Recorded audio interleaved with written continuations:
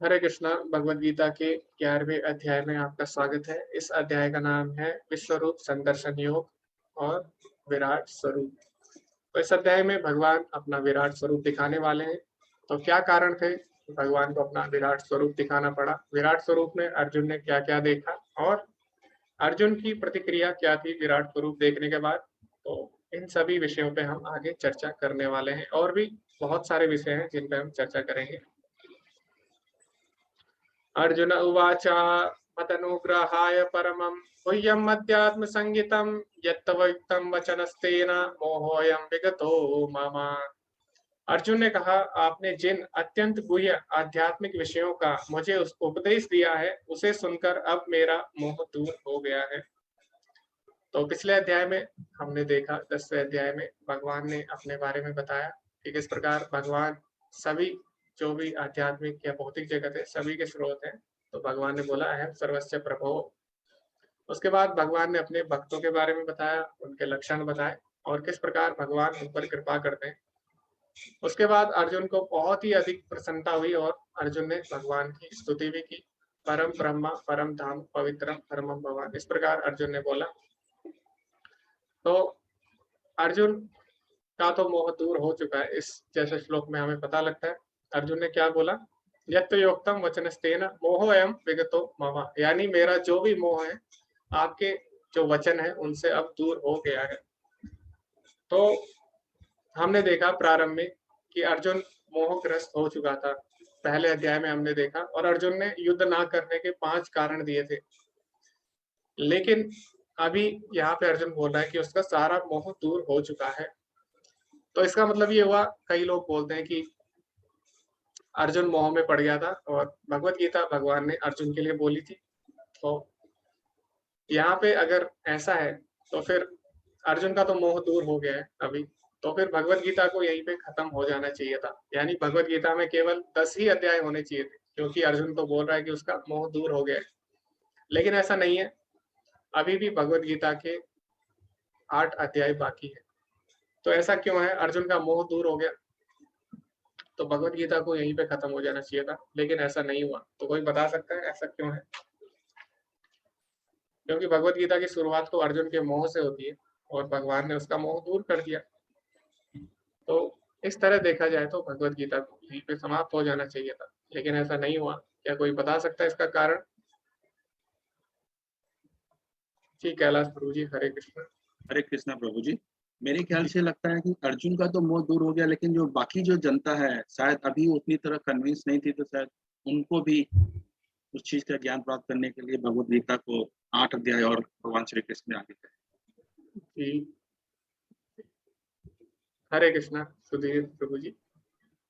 प्रणाम गुरु जी। हरे मेरे हिसाब से अर्जुन बहुत ही वैसे ज्ञानी व्यक्ति था, लेकिन अर्जुन को माध्यम बना के हम सबके भले के लिए श्री कृष्ण जी ने उसको और सब बताया समझाया, जिससे सब प्राणी जाति का भला हो सके। जी जी जी। ओके, अभी हम एक और सुन लेते हैं। हरे कृष्णा रत्नेश प्रभु जी। हरे कृष्ण प्रभु जी। जी प्रभु जी। प्रभु जी, यहाँ पे अर्जुन कह रहे हैं कि मेरा मोह विगतो मोह, मतलब मेरा मोह चला गया है। हम्म। वो जो 18वें अध्याय की नष्टो मोह वाली स्थिति आने की अभी आई नहीं, हाँ, जी तो जी जी। चला गया है तो फिर से वापस भी आ सकता है। तो इसलिए भगवान ने उनको अभी ये नहीं समझा कि इनका पूरा इलाज अभी नहीं हुआ, अभी कुछ बाकी है, इसलिए फिर आगे का, ऐसा मेरा मत है। जी जी। तो अभी हम ज्यादा चर्चा नहीं कर सकते क्योंकि समय हो रहा है, फिर भी हम सुन लेते हैं ओम प्रभु जी को। हरे कृष्णा। ओम प्रभु जी, आप क्या बोलना चाहेंगे इसके बारे में? हरे कृष्णा। प्रभु जी, जैसे हम बीमार होते हैं और दवाई लेते हैं तो हमें डॉक्टर जैसे 5 दिन की दवाई देता है, लेकिन हम 2 दिन में ठीक हो जाते हैं। लेकिन कहा जाता है कि कोर्स पूरा करना जरूरी होता है। अगर आप कोर्स पूरा नहीं करते हैं और बीच में 2 दिन के बाद में दवाई बंद कर देते हैं, भले ही आप ठीक हो गए हैं, तो लेकिन ये पॉसिबिलिटी है कि आपका वापस वो जो भी बीमारी है वापस आने के चांस होते हैं। तो जी मेरा ये मानना है कि शायद अभी तक कोर्स कंप्लीट नहीं हुआ है। भले अर्जुन कह रहा है कि मेरा तो मोह भंग हो गया है, लेकिन वो जैसे सुधीर प्रभु जी ने बताया कि जैसे भंग हो गया, लेकिन हो सकता है कि वापस मोह में वापस ग्रसित हो सकते हैं। तो इसलिए वो पूरा कंप्लीट करना चाहते हैं कि पूरा ज्ञान जो है वो अभी तक भगवान के हिसाब से ज्ञान पूरा कंप्लीट नहीं हुआ है, इसलिए वो पूरा उपदेश करना चाहते हैं। धन्यवाद। जी जी, धन्यवाद प्रभु जी। तो सभी भक्तों ने दो तरह के आंसर दिए। पहला उत्तर था कि हो सकता है अर्जुन का मोह अभी सही से दूर नहीं हुआ, दोबारा आ सकता है। दूसरा उत्तर यहाँ में ये मिला कि अर्जुन वास्तव में, अर्जुन का मोह तो दूर हो गया लेकिन हमारा मोह दूर नहीं हुआ। तो हमें पता है कि अर्जुन का एक और नाम है। अर्जुन का नाम क्या है? यहाँ पे भगवत गीता में अर्जुन को एक और नाम से बोला गया है, गुड़ाकेश। तो भगवान ने स्वयं अर्जुन को एक और नाम से बुलाया, गुड़ाकेश। तो गुड़ाकेश का मतलब क्या होता है? गुड़क का अर्थ होता है नींद यानी अज्ञानता। तो अर्जुन का नाम गुड़ाकेश था, यानी जो अज्ञानता पर विजय पा चुका था। तो अर्जुन का एक और नाम है गुड़ाकेश, यानी अर्जुन कभी मोह में पड़ ही नहीं सकता। तो अर्जुन का नाम है गुड़ाकेश। तो हमने पहले भी चर्चा की थी जब हमने भगवत गीता आरंभ की थी कि अर्जुन एक माध्यम है भगवत गीता हम तक पहुंचाने का। तो अर्जुन को भगवान ने मोह में डाला ताकि भगवत गीता हम तक पहुंच सके। तो अर्जुन किसकी तरह है? एक, जैसे कि मैंने उदाहरण दिया था, टीवी एंकर होता है। तो वो क्या करता है? वो किसी से प्रश्न पूछता है, तो वो उसके अपने प्रश्न नहीं होते, वो क्या पूरी जनता के प्रश्न होते हैं। तो अभी अर्जुन जो प्रश्न पूछ रहा है वो पूरी जनता की तरफ से। अर्जुन का मोह तो दूर हो चुका है लेकिन अभी जो जनता है बाकी उनका मोह दूर नहीं हुआ। तो इसीलिए हम आगे भगवत गीता सुनेंगे। तो प्रभुपाद जी इस पे क्या बोलते हैं वो भी हम अभी पढ़ेंगे। अब जहां तक अर्जुन की बात है, उसका कहना है कि उसका मोह दूर हो गया है। इसका अर्थ यह हुआ कि वह कृष्ण को अपना मित्र स्वरूप सामान्य मनुष्य नहीं मानता, अभी तो उन्हें प्रत्येक वस्तु का कारण मानता है। किंतु अब वह यह सोचता है कि भले ही वह कृष्ण को हर एक वस्तु का कारण मान ले, किंतु दूसरे लोग नहीं मानेंगे। अतः इस अध्याय में यह सबों के लिए कृष्ण की अलौकिकता स्थापित करने के लिए कृष्ण से प्रार्थना करता है कि वह अपना विराट रूप दिखलाएं। तो प्रभुपाद जी क्या बोलते हैं? अर्जुन भगवान से प्रार्थना करता है।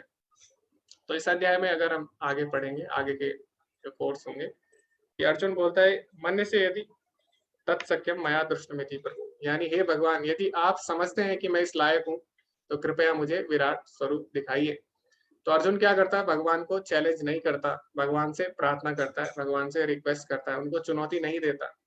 तो इसी प्रकार हमारा भाव भी होना चाहिए। हम भगवान को ऑर्डर नहीं देख सकते कि हमें भगवान को देखना है, अगर भगवान दिखते हैं तभी हम भगवान को मानेंगे, ऐसा नहीं है। तो अर्जुन की तरह भाव होना चाहिए। अर्जुन ने क्या किया? भगवान से प्रार्थना की। तो क्योंकि भगवान से जब हम प्रार्थना करते हैं तभी हमें भगवान की कृपा मिल सकती है, तभी हम भगवान को समझ या देख सकते हैं। उसके लिए भगवान की कृपा की आवश्यकता है, हम अपनी मर्जी से भगवान को नहीं देख सकते। तो इस अध्याय में अर्जुन भगवान से प्रार्थना करता है विराट स्वरूप दिखलाने के लिए। तो अभी क्या है? अभी हम आगे पढ़ेंगे इसके बारे में।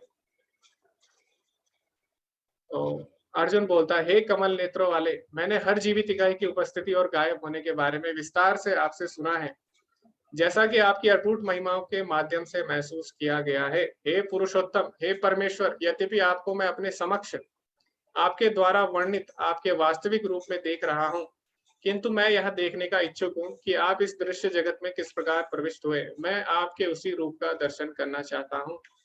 हे प्रभु, हे योगेश्वर, यदि आप सोचते हैं कि मैं आपके विश्व रूप को देखने में समर्थ हो सकता हूँ तो कृपा करके मुझे अपना असीम विश्व रूप दिखलाइए। तो ये जो लास्ट का श्लोक है 11वें अध्याय का चौथा, इसमें अर्जुन भगवान से प्रार्थना कर रहा है, रिक्वेस्ट करता है कि यदि आपको लगता है कि मैं इस लायक हूँ तो आप मुझे विश्व रूप दिखलाइए। तो यही हमारा भाव होना चाहिए।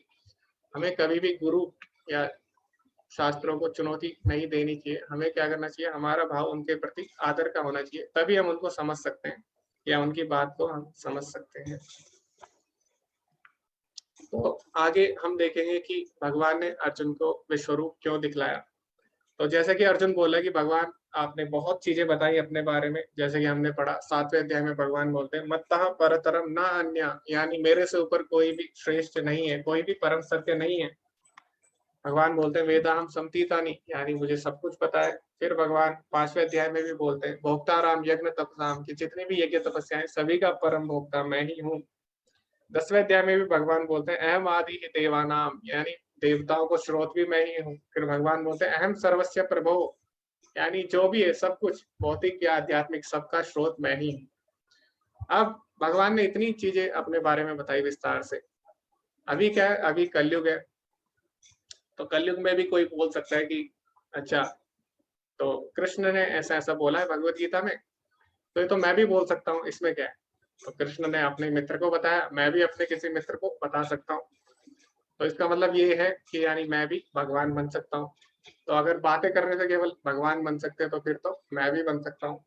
तो ऐसा लोग सोच सकते हैं कलयुग में कि कृष्ण ने ऐसा ऐसा बोला कि मैं सब कुछ हूँ, मेरे से ये है, मेरे से वो है, तो ऐसा तो मैं भी बोल सकता हूँ अपने मित्र को। तो यानी इसका मतलब मैं भी भगवान बन सकता हूँ, ऐसे कई लोग बोल सकते हैं। लेकिन अभी यहाँ पे क्या है, अभी विश्व रूप दिखाने से क्या होगा। अभी जैसे अगर कोई बोलता है मैं भगवान हूँ और कृष्ण ने ऐसा ऐसा बोला तो मैं भी बोल सकता हूँ, तो अब आप उसे अगर बोलेंगे कि कृष्ण ने तो विश्व रूप भी दिखाया था अर्जुन को, तो आप भी हमें विश्व रूप दिखाइए, तो क्या फिर वो दिखा पाएगा आपको? नहीं दिखा पाएगा। तो विश्व रूप में भगवान पूरा विश्व, पूरा ब्रह्मांड दिखाते हैं अर्जुन को। लेकिन अगर कोई बोलता है कि मैं भगवान हूँ, तो क्या वो दिखा पाएगा? नहीं। तो पूरा विश्व तो छोड़िए, वो अपना देश या अपना शहर या फिर अपना घर भी नहीं दिखा पाएगा अपने मुख के अंदर। ठीक है, तो इस प्रकार भगवान ने विश्व रूप दिखाया और अर्जुन ने भगवान से प्रार्थना की विश्व रूप दिखाने की, ताकि आगे जाके लोग भगवत गीता पे संदेह ना करें। तो इससे भगवान की भगवत्ता स्थापित हो जाए और कोई भी भगवान की नकल ना करे। तो इसीलिए अर्जुन ने भगवान से विश्व रूप दिखाने की प्रार्थना की। तो यहाँ पे पूछा जा रहा है, अर्जुन ने भगवान कृष्ण से विश्व रूप दिखाने के लिए क्यों कहा? क्या उसको भगवान पे शक था, संदेह था कि मुझे डाउट है कि हे कृष्ण, आपने बोला मैं भगवान हूँ, मैं ही सब कुछ हूँ, मेरे से ही सब सृष्टि उत्पन्न होती है। तो क्या उसको भगवान पे शक था? ऐसा नहीं है। अर्जुन ने तो बोल दिया कि मेरा मोह विगतो विगतो मोहयम, तो यानी उसका मोह तो दूर हो चुका है। और भगवान तो पहले ही बोलते हैं चौथे अध्याय में, भक्तो असी में सखा चेती, यानी हे अर्जुन तुम मेरे प्रिय भक्त हो और मेरे सखा हो। तो अर्जुन को भगवान पे संदेह हो ही नहीं सकता, तो पहला कारण सही नहीं है। दूसरा, क्या अर्जुन ने इसलिए बोला क्योंकि वो अपने आप को कुछ खास या कुछ विशेष मानता था? नहीं, ऐसा भी नहीं है।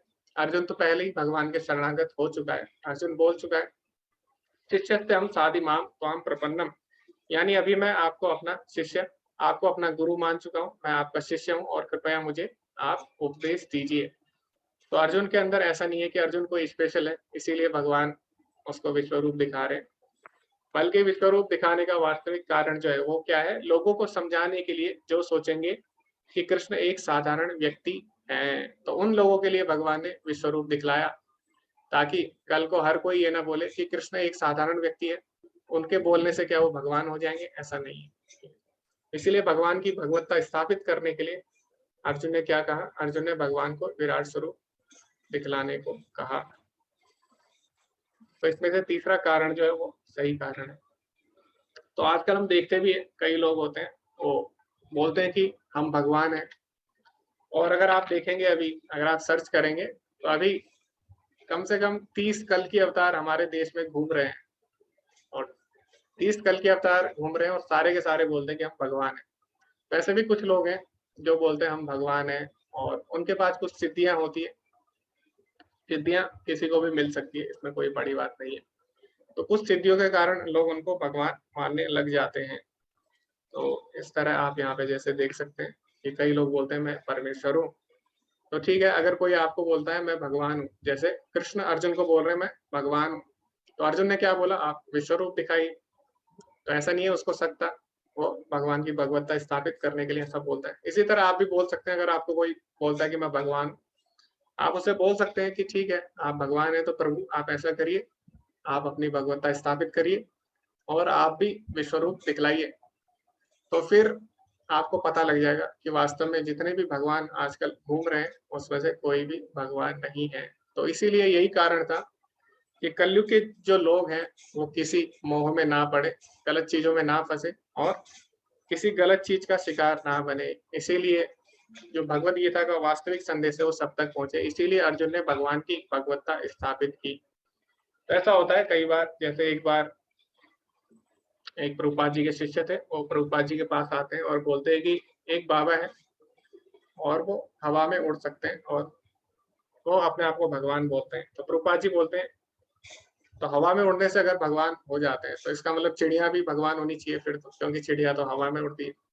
तो इस प्रकार कुछ सिद्धि पाने से कोई भगवान नहीं बन सकता, ये हमें समझना हो। ठीक है, भगवान एक ही है, इस प्रकार हम देख सकते हैं। आगे भगवान ने कहा, अर्जुन हे पार्थ, अब तुम मेरे ऐश्वर्य को, सैकड़ों हजारों प्रकार के दैवी तथा विविध रंगों वाले रूपों को देखो। हे भारत, लो तुम आदित्यों, वसुओं, रुद्रों, अश्वनी कुमारों तथा अन्य देवताओं के विभिन्न रूपों को यहाँ देखो। तुम ऐसे अनेक आश्चर्यमय रूपों को देखो जिन्हें पहले किसी ने ना तो कभी देखा है न सुना है। हे अर्जुन, तुम जो भी देखना चाहो उसे तत्क्षण मेरे इस शरीर में देखो। तुम इस समय तथा भविष्य में भी जो देखना चाहते हो उसको यह विश्वरूप दिखाने वाला है। यहाँ एक ही स्थान पर चर अचर सब कुछ है, किंतु तुम मुझे अपनी इन आंखों से नहीं देख सकते। अतः मैं तुम्हें दिव्य आंखें दे रहा हूँ, अब मेरे योग ऐश्वर्य को देखो। तो इस प्रकार भगवान अर्जुन को बताते हैं कि जो मेरा विश्व रूप है उसमें तुम सब देख सकते हो, पूरा सृष्टि देख सकते हो, सारे देवी देवताओं को उसमें देख सकते हो, और तुम जो भी देखना चाहो उसे देख सकते हो। तो आजकल हम देखते हैं टीवी में हम क्या करते हैं, टीवी में हम एक चैनल बदलते हैं, एक जगह से हम दूसरी जगह अगर देखना है हम दूसरा चैनल लगाते हैं और सब चीज हम देख सकते हैं टीवी में। लेकिन विश्वरूप जो है वो उससे भी आगे है। विश्वरूप में केवल आप एक चीज से दूसरी चीज भी देख सकते हो, उसके लिए आपको लेकिन रिमोट की भी आवश्यकता नहीं है अर्जुन को। अर्जुन क्या कर रहा है, जो भी मन में उसका है वो देख सकता है, वो उसमें भूतकाल में जो हुआ वो भी देख सकता है, और जो भविष्य में घटित होने वाला है वो भी अर्जुन देख सकता है। तो जो हमारी टीवी है उसमें हम ऐसा नहीं कर सकते ना, फ्यूचर में जो होने वाला है वो नहीं देख सकते अभी। तो विश्वरूप जो है वो भगवान का अलग ही रूप है, विशेष रूप है। तो ऐसा नहीं है भगवान ने विश्वरूप पहली बार दिखाया, भगवान विश्वरूप पहले भी कई बार दिखा चुके हैं। तो भगवान जब भी जगत में आते हैं, धराधाम पे आते हैं, तो दो प्रकार की लीलाएं करते हैं। मैंने पहले भी बताया था, अलौकिक लीला और लौकिक लीला, सांसारिक लीलाएं। तो अलौकिक लीलाओं में भी भगवान विश्वरूप कई बार दिखा चुके हैं, विराट रूप, विश्वरूप। तो सबसे पहले भगवान ने, इससे पहले भी भगवान ने विश्वरूप या अर्ध विराट रूप दिखाया था। वो किसको दिखाया था, वो दिखाया था दुर्योधन को और बाकी सारे कौरवों को।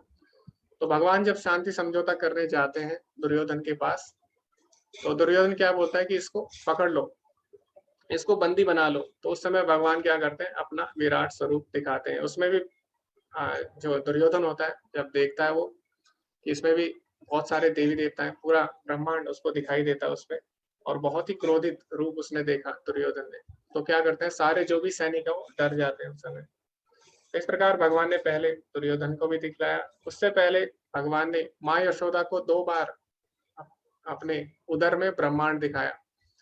तो एक बार ब्रह्मांड घाट पे जो लीला हुई थी जिसमें भगवान मिट्टी खाते हैं और यशोदा माता को फिर ब्रह्मांड दिखाते हैं। और एक बार और भागवतम में आता है कि जब भगवान श्री कृष्ण यशोदा माता की गोद में सो रहे होते हैं, उस समय भी जब उनका मुंह खुला रह जाता है थोड़ा सा, तो यशोदा माता जब देखती है उनके मुख में पूरा ब्रह्मांड है, तो वो उस समय भी बेहोश हो जाती है। तो 2 बार यशोदा माता के साथ ऐसा होता है।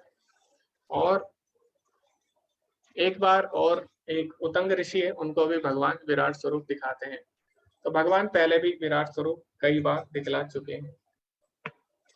तो आगे अभी अर्जुन को भी दिखाने वाले हैं। संजय उवाच एवं मुक्ता ततो राजन महायोगेश्वरो हरि दर्शयामास पार्थया परमं रूपेमैश्वरम। संजय ने कहा, हे राजा, इस प्रकार कहकर महायोगेश्वर भगवान ने अर्जुन को अपना विश्वरूप दिखलाया। तो अभी भगवान ने इससे पहले बोला कि अर्जुन, तुम मुझे अपनी साधारण आंखों से नहीं देख सकते, दिव्यम ददामि ते चक्षु, मैं तुम्हें दिव्य चक्षु दे रहा हूँ। तो जैसे हम लोग क्या करते हैं, अगर हम लोग मूवी देखने जाते हैं, कोई अगर 3D मूवी है तो उसको हम 3D चश्मे से देखेंगे, तभी हम उसको सही से देख सकते हैं। तो इसी प्रकार जो भगवान का दिव्य, जो भगवान का रूप है विराट रूप, इसको हम साधारण अपनी चरम चक्षुओं से नहीं देख सकते। तो इसको देखने के लिए भगवान ने क्या किया, अर्जुन को दिव्य चक्षु दिए। अभी जो संजय है वो भी भगवान के विराट स्वरूप को देख पा रहा है। और संजय किसको बता रहे, धृतराष्ट्र को। तो कोई बोल सकता है कि संजय को दिव्य चक्षु किसने दिए, तो संजय के पास पहले से ही दिव्य चक्षु थे, तभी वो सारी चीजें देख पा रहा है। संजय को उनके गुरु व्यासदेव जी ने दिव्य चक्षु दिए थे। तो इसीलिए संजय को दिव्य चक्षु की आवश्यकता नहीं है विराट स्वरूप देखने के लिए। अर्जुन ने इस विश्व रूप में असंख्य मुख, असंख्य नेत्र तथा असंख्य आश्चर्यमय दृश्य देखे। यह रूप अनेक दैवी आभूषणों से अलंकृत था और अनेक देवी हथियार उठाए हुए था। यह देवी मालाएं तथा वस्त्र धारण किए थे और उस पर अनेक दिव्य सुगंधियां लगी थी। सब कुछ आश्चर्यमय, तेजमय, असीम तथा सर्वत्र व्याप्त था। यदि आकाश में हजारों सूर्य एक साथ उदय हो तो उनका प्रकाश शायद परम पुरुष के इस विश्व रूप के तेज की समता कर सके। अब हम देखते हैं कि आजकल गर्मियां हैं, अगर एक ही सूरज है यहाँ पे, तो एक ही सूरज अगर आ जाता है पूरी तरह से तो हमें बहुत ही ज्यादा परेशानी हो जाती है। तो जब भगवान ने विश्व रूप दिखाया तो भगवान का जो प्रकाश था वो कितना तेजवान था, आकाश में हजारों सूर्य जैसे एक साथ आ गए हो। तो फिर अर्जुन को कितनी समस्या हुई होगी वो भी अर्जुन आगे बताएंगे। उस समय अर्जुन भगवान के विश्व रूप में एक ही स्थान पर स्थित हजारों भागों में विभक्त ब्रह्मांड के अनंत अंशों को देख सका। तब मोहग्रस्त एवं आश्चर्यचकित रोमांचित हुए अर्जुन ने प्रणाम करने के लिए मस्तक झुकाया और वहां हाथ जोड़कर भगवान से प्रार्थना करने लगा।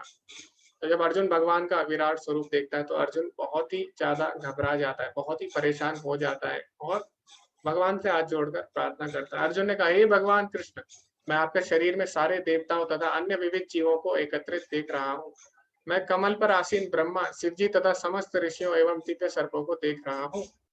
हे विश्वेश्वर, हे विश्वरूप, मैं आपके शरीर में अनेकानेक हाथ, पेट, मुख तथा आंखें देख रहा हूँ जो सर्वत्र फैले हैं और जिनका अंत नहीं है।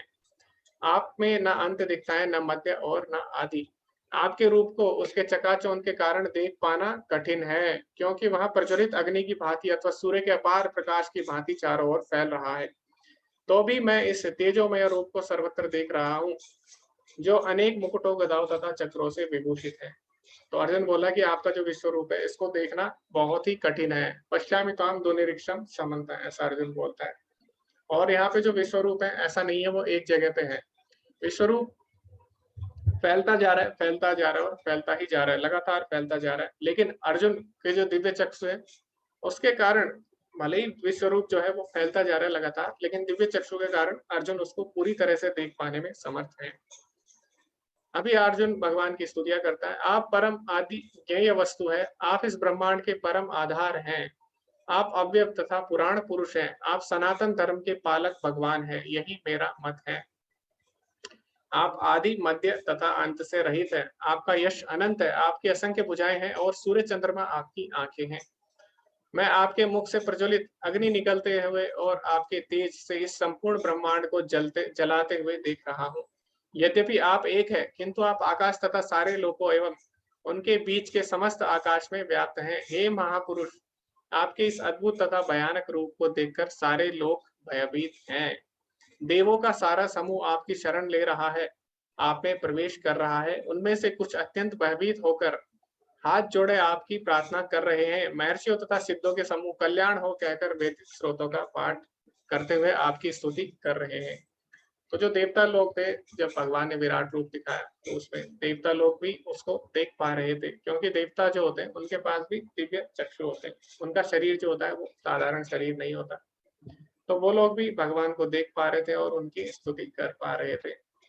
हे महाबाहु, आपके इस अनेक मुख, नेत्र, बाहों, जांघ, पांव, पेट तथा भयानक दांतों वाले विराट रूप को देखकर देवतागण सहित सभी लोग अत्यंत विचलित हैं और उन्हीं की तरह मैं भी हूँ।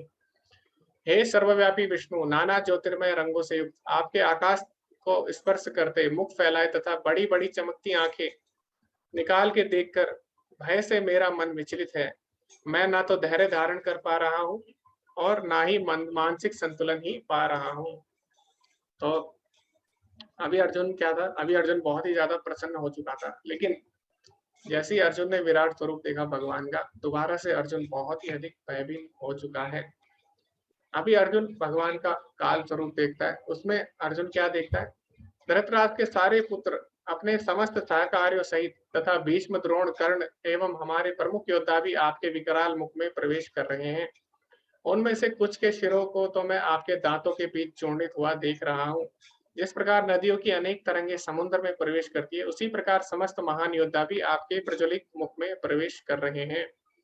तो अर्जुन इसमें अलग अलग भगवान के रूप देखता है। पहले विश्व रूप देखा साधारण, उसके बाद विश्वरूप का ही दूसरा रूप है काल रूप।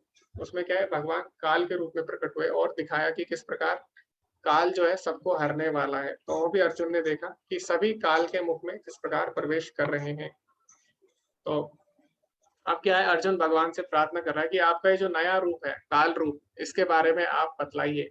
ये जो मैं रूप देख रहा हूँ जिसमें धृतराष्ट्र के पुत्र आपके मुख में प्रवेश कर रहे हैं और आप अपने दांतों से उनको चबा रहे हैं, ये कौन सा रूप है। तो फिर भगवान बोलते हैं, समस्त जगतों को विनष्ट करने वाला काल हूँ, मैं काल हूँ और मैं यहाँ समस्त लोगों का विनाश करने के लिए आया हूँ। तुम्हारे अलावा दोनों पक्षों के सारे योद्धा मारे जाएंगे। तो जो काल स्वरूप है वो अपने बारे में बताता है फिर भगवान। अब भगवान बताते हैं कि वास्तव में उनका उद्देश्य क्या है भगवान का। तो अर्जुन पूछता है भगवान से कि आपके इस काल स्वरूप का उद्देश्य क्या है। फिर भगवान बताते हैं उसको, तस्मात् उत्तिष्ठा यशो लभस्व जित्वा शत्रुन् भुक्ष्य राज्यं समृद्धम् मय्येवैते निहता पूर्वमेव निमित्त मात्रं भव सव्यसाचिन्। अतः उठो, लड़ने के लिए तैयार हो और यश अर्जित करो, अपने शत्रुओं को जीत कर संपन्न राज्य का भोग करो। ये सब मेरे द्वारा पहले ही मारे जा चुके हैं। और हे सव्यसाची, तुम तो युद्ध में केवल निमित्त मात्र हो सकते हो। तो भगवान बोले कि जो सारे योद्धा हैं वो पहले ही मेरे द्वारा मारे जा चुके हैं, तुम केवल इसके निमित्त मात्र हो। तो इस पे हम चर्चा कर सकते हैं कि भगवान यहाँ पे बोल रहे हैं कि तुम केवल एक निमित्त मात्र हो। तो ऐसा भगवान ने क्यों बोला, क्यों भगवान ने स्वयं, जब भगवान बोले मैं इन्हें पहले ही मार चुका हूँ, तो फिर भगवान अर्जुन को उनको मारने के लिए क्यों बोल रहे हैं। भगवान स्वयं भी उनको मार सकते हैं, भगवान अर्जुन को ही क्यों निमित्त मात्र बना रहे हैं। क्या कोई इसके बारे में बता सकता है। भगवान अर्जुन को बोल रहे हैं कि निमित्त मात्र बनो, यानी तुम ये काम करो और राज्य जीतो और राज्य का भोग करो। जी भाव्य माता जी, हरे कृष्ण। प्रणाम गुरु जी, हरे कृष्ण। मेरे हिसाब से ये जो प्रभु कह रहे हैं कि तुम केवल निमित्त मात्र हो, इसलिए क्योंकि प्रभु अपने सब कार्य किसी न किसी साधन के द्वारा पूर्ण करते हैं। अर्जुन भी एक साधन है और सभी जीव हम जानते हैं कि वो इस धरा पर परमानेंट नहीं है, इसीलिए प्रभु ऐसे कह रहे हैं। ओके जी माता जी, हरे कृष्णा। सुधीर प्रभु जी। गुरु जी प्रणाम। कि वो अर्जुन को माध्यम बना रखा था, असल में सुप्रीम पावर तो कृष्ण भगवान ही है। अर्जुन क्षत्रिय था तो उसको आदेश दिया भगवान ने कि तुम घबराओ नहीं, तुम अपना कार्य करो और सफल होगे। यही कहना था। ओके, कोई और बताना चाहेगा कि भगवान ने अर्जुन को क्यों माध्यम बनाया, निमित्त क्यों बनाया। जी हरे कृष्णा। अनुराधा।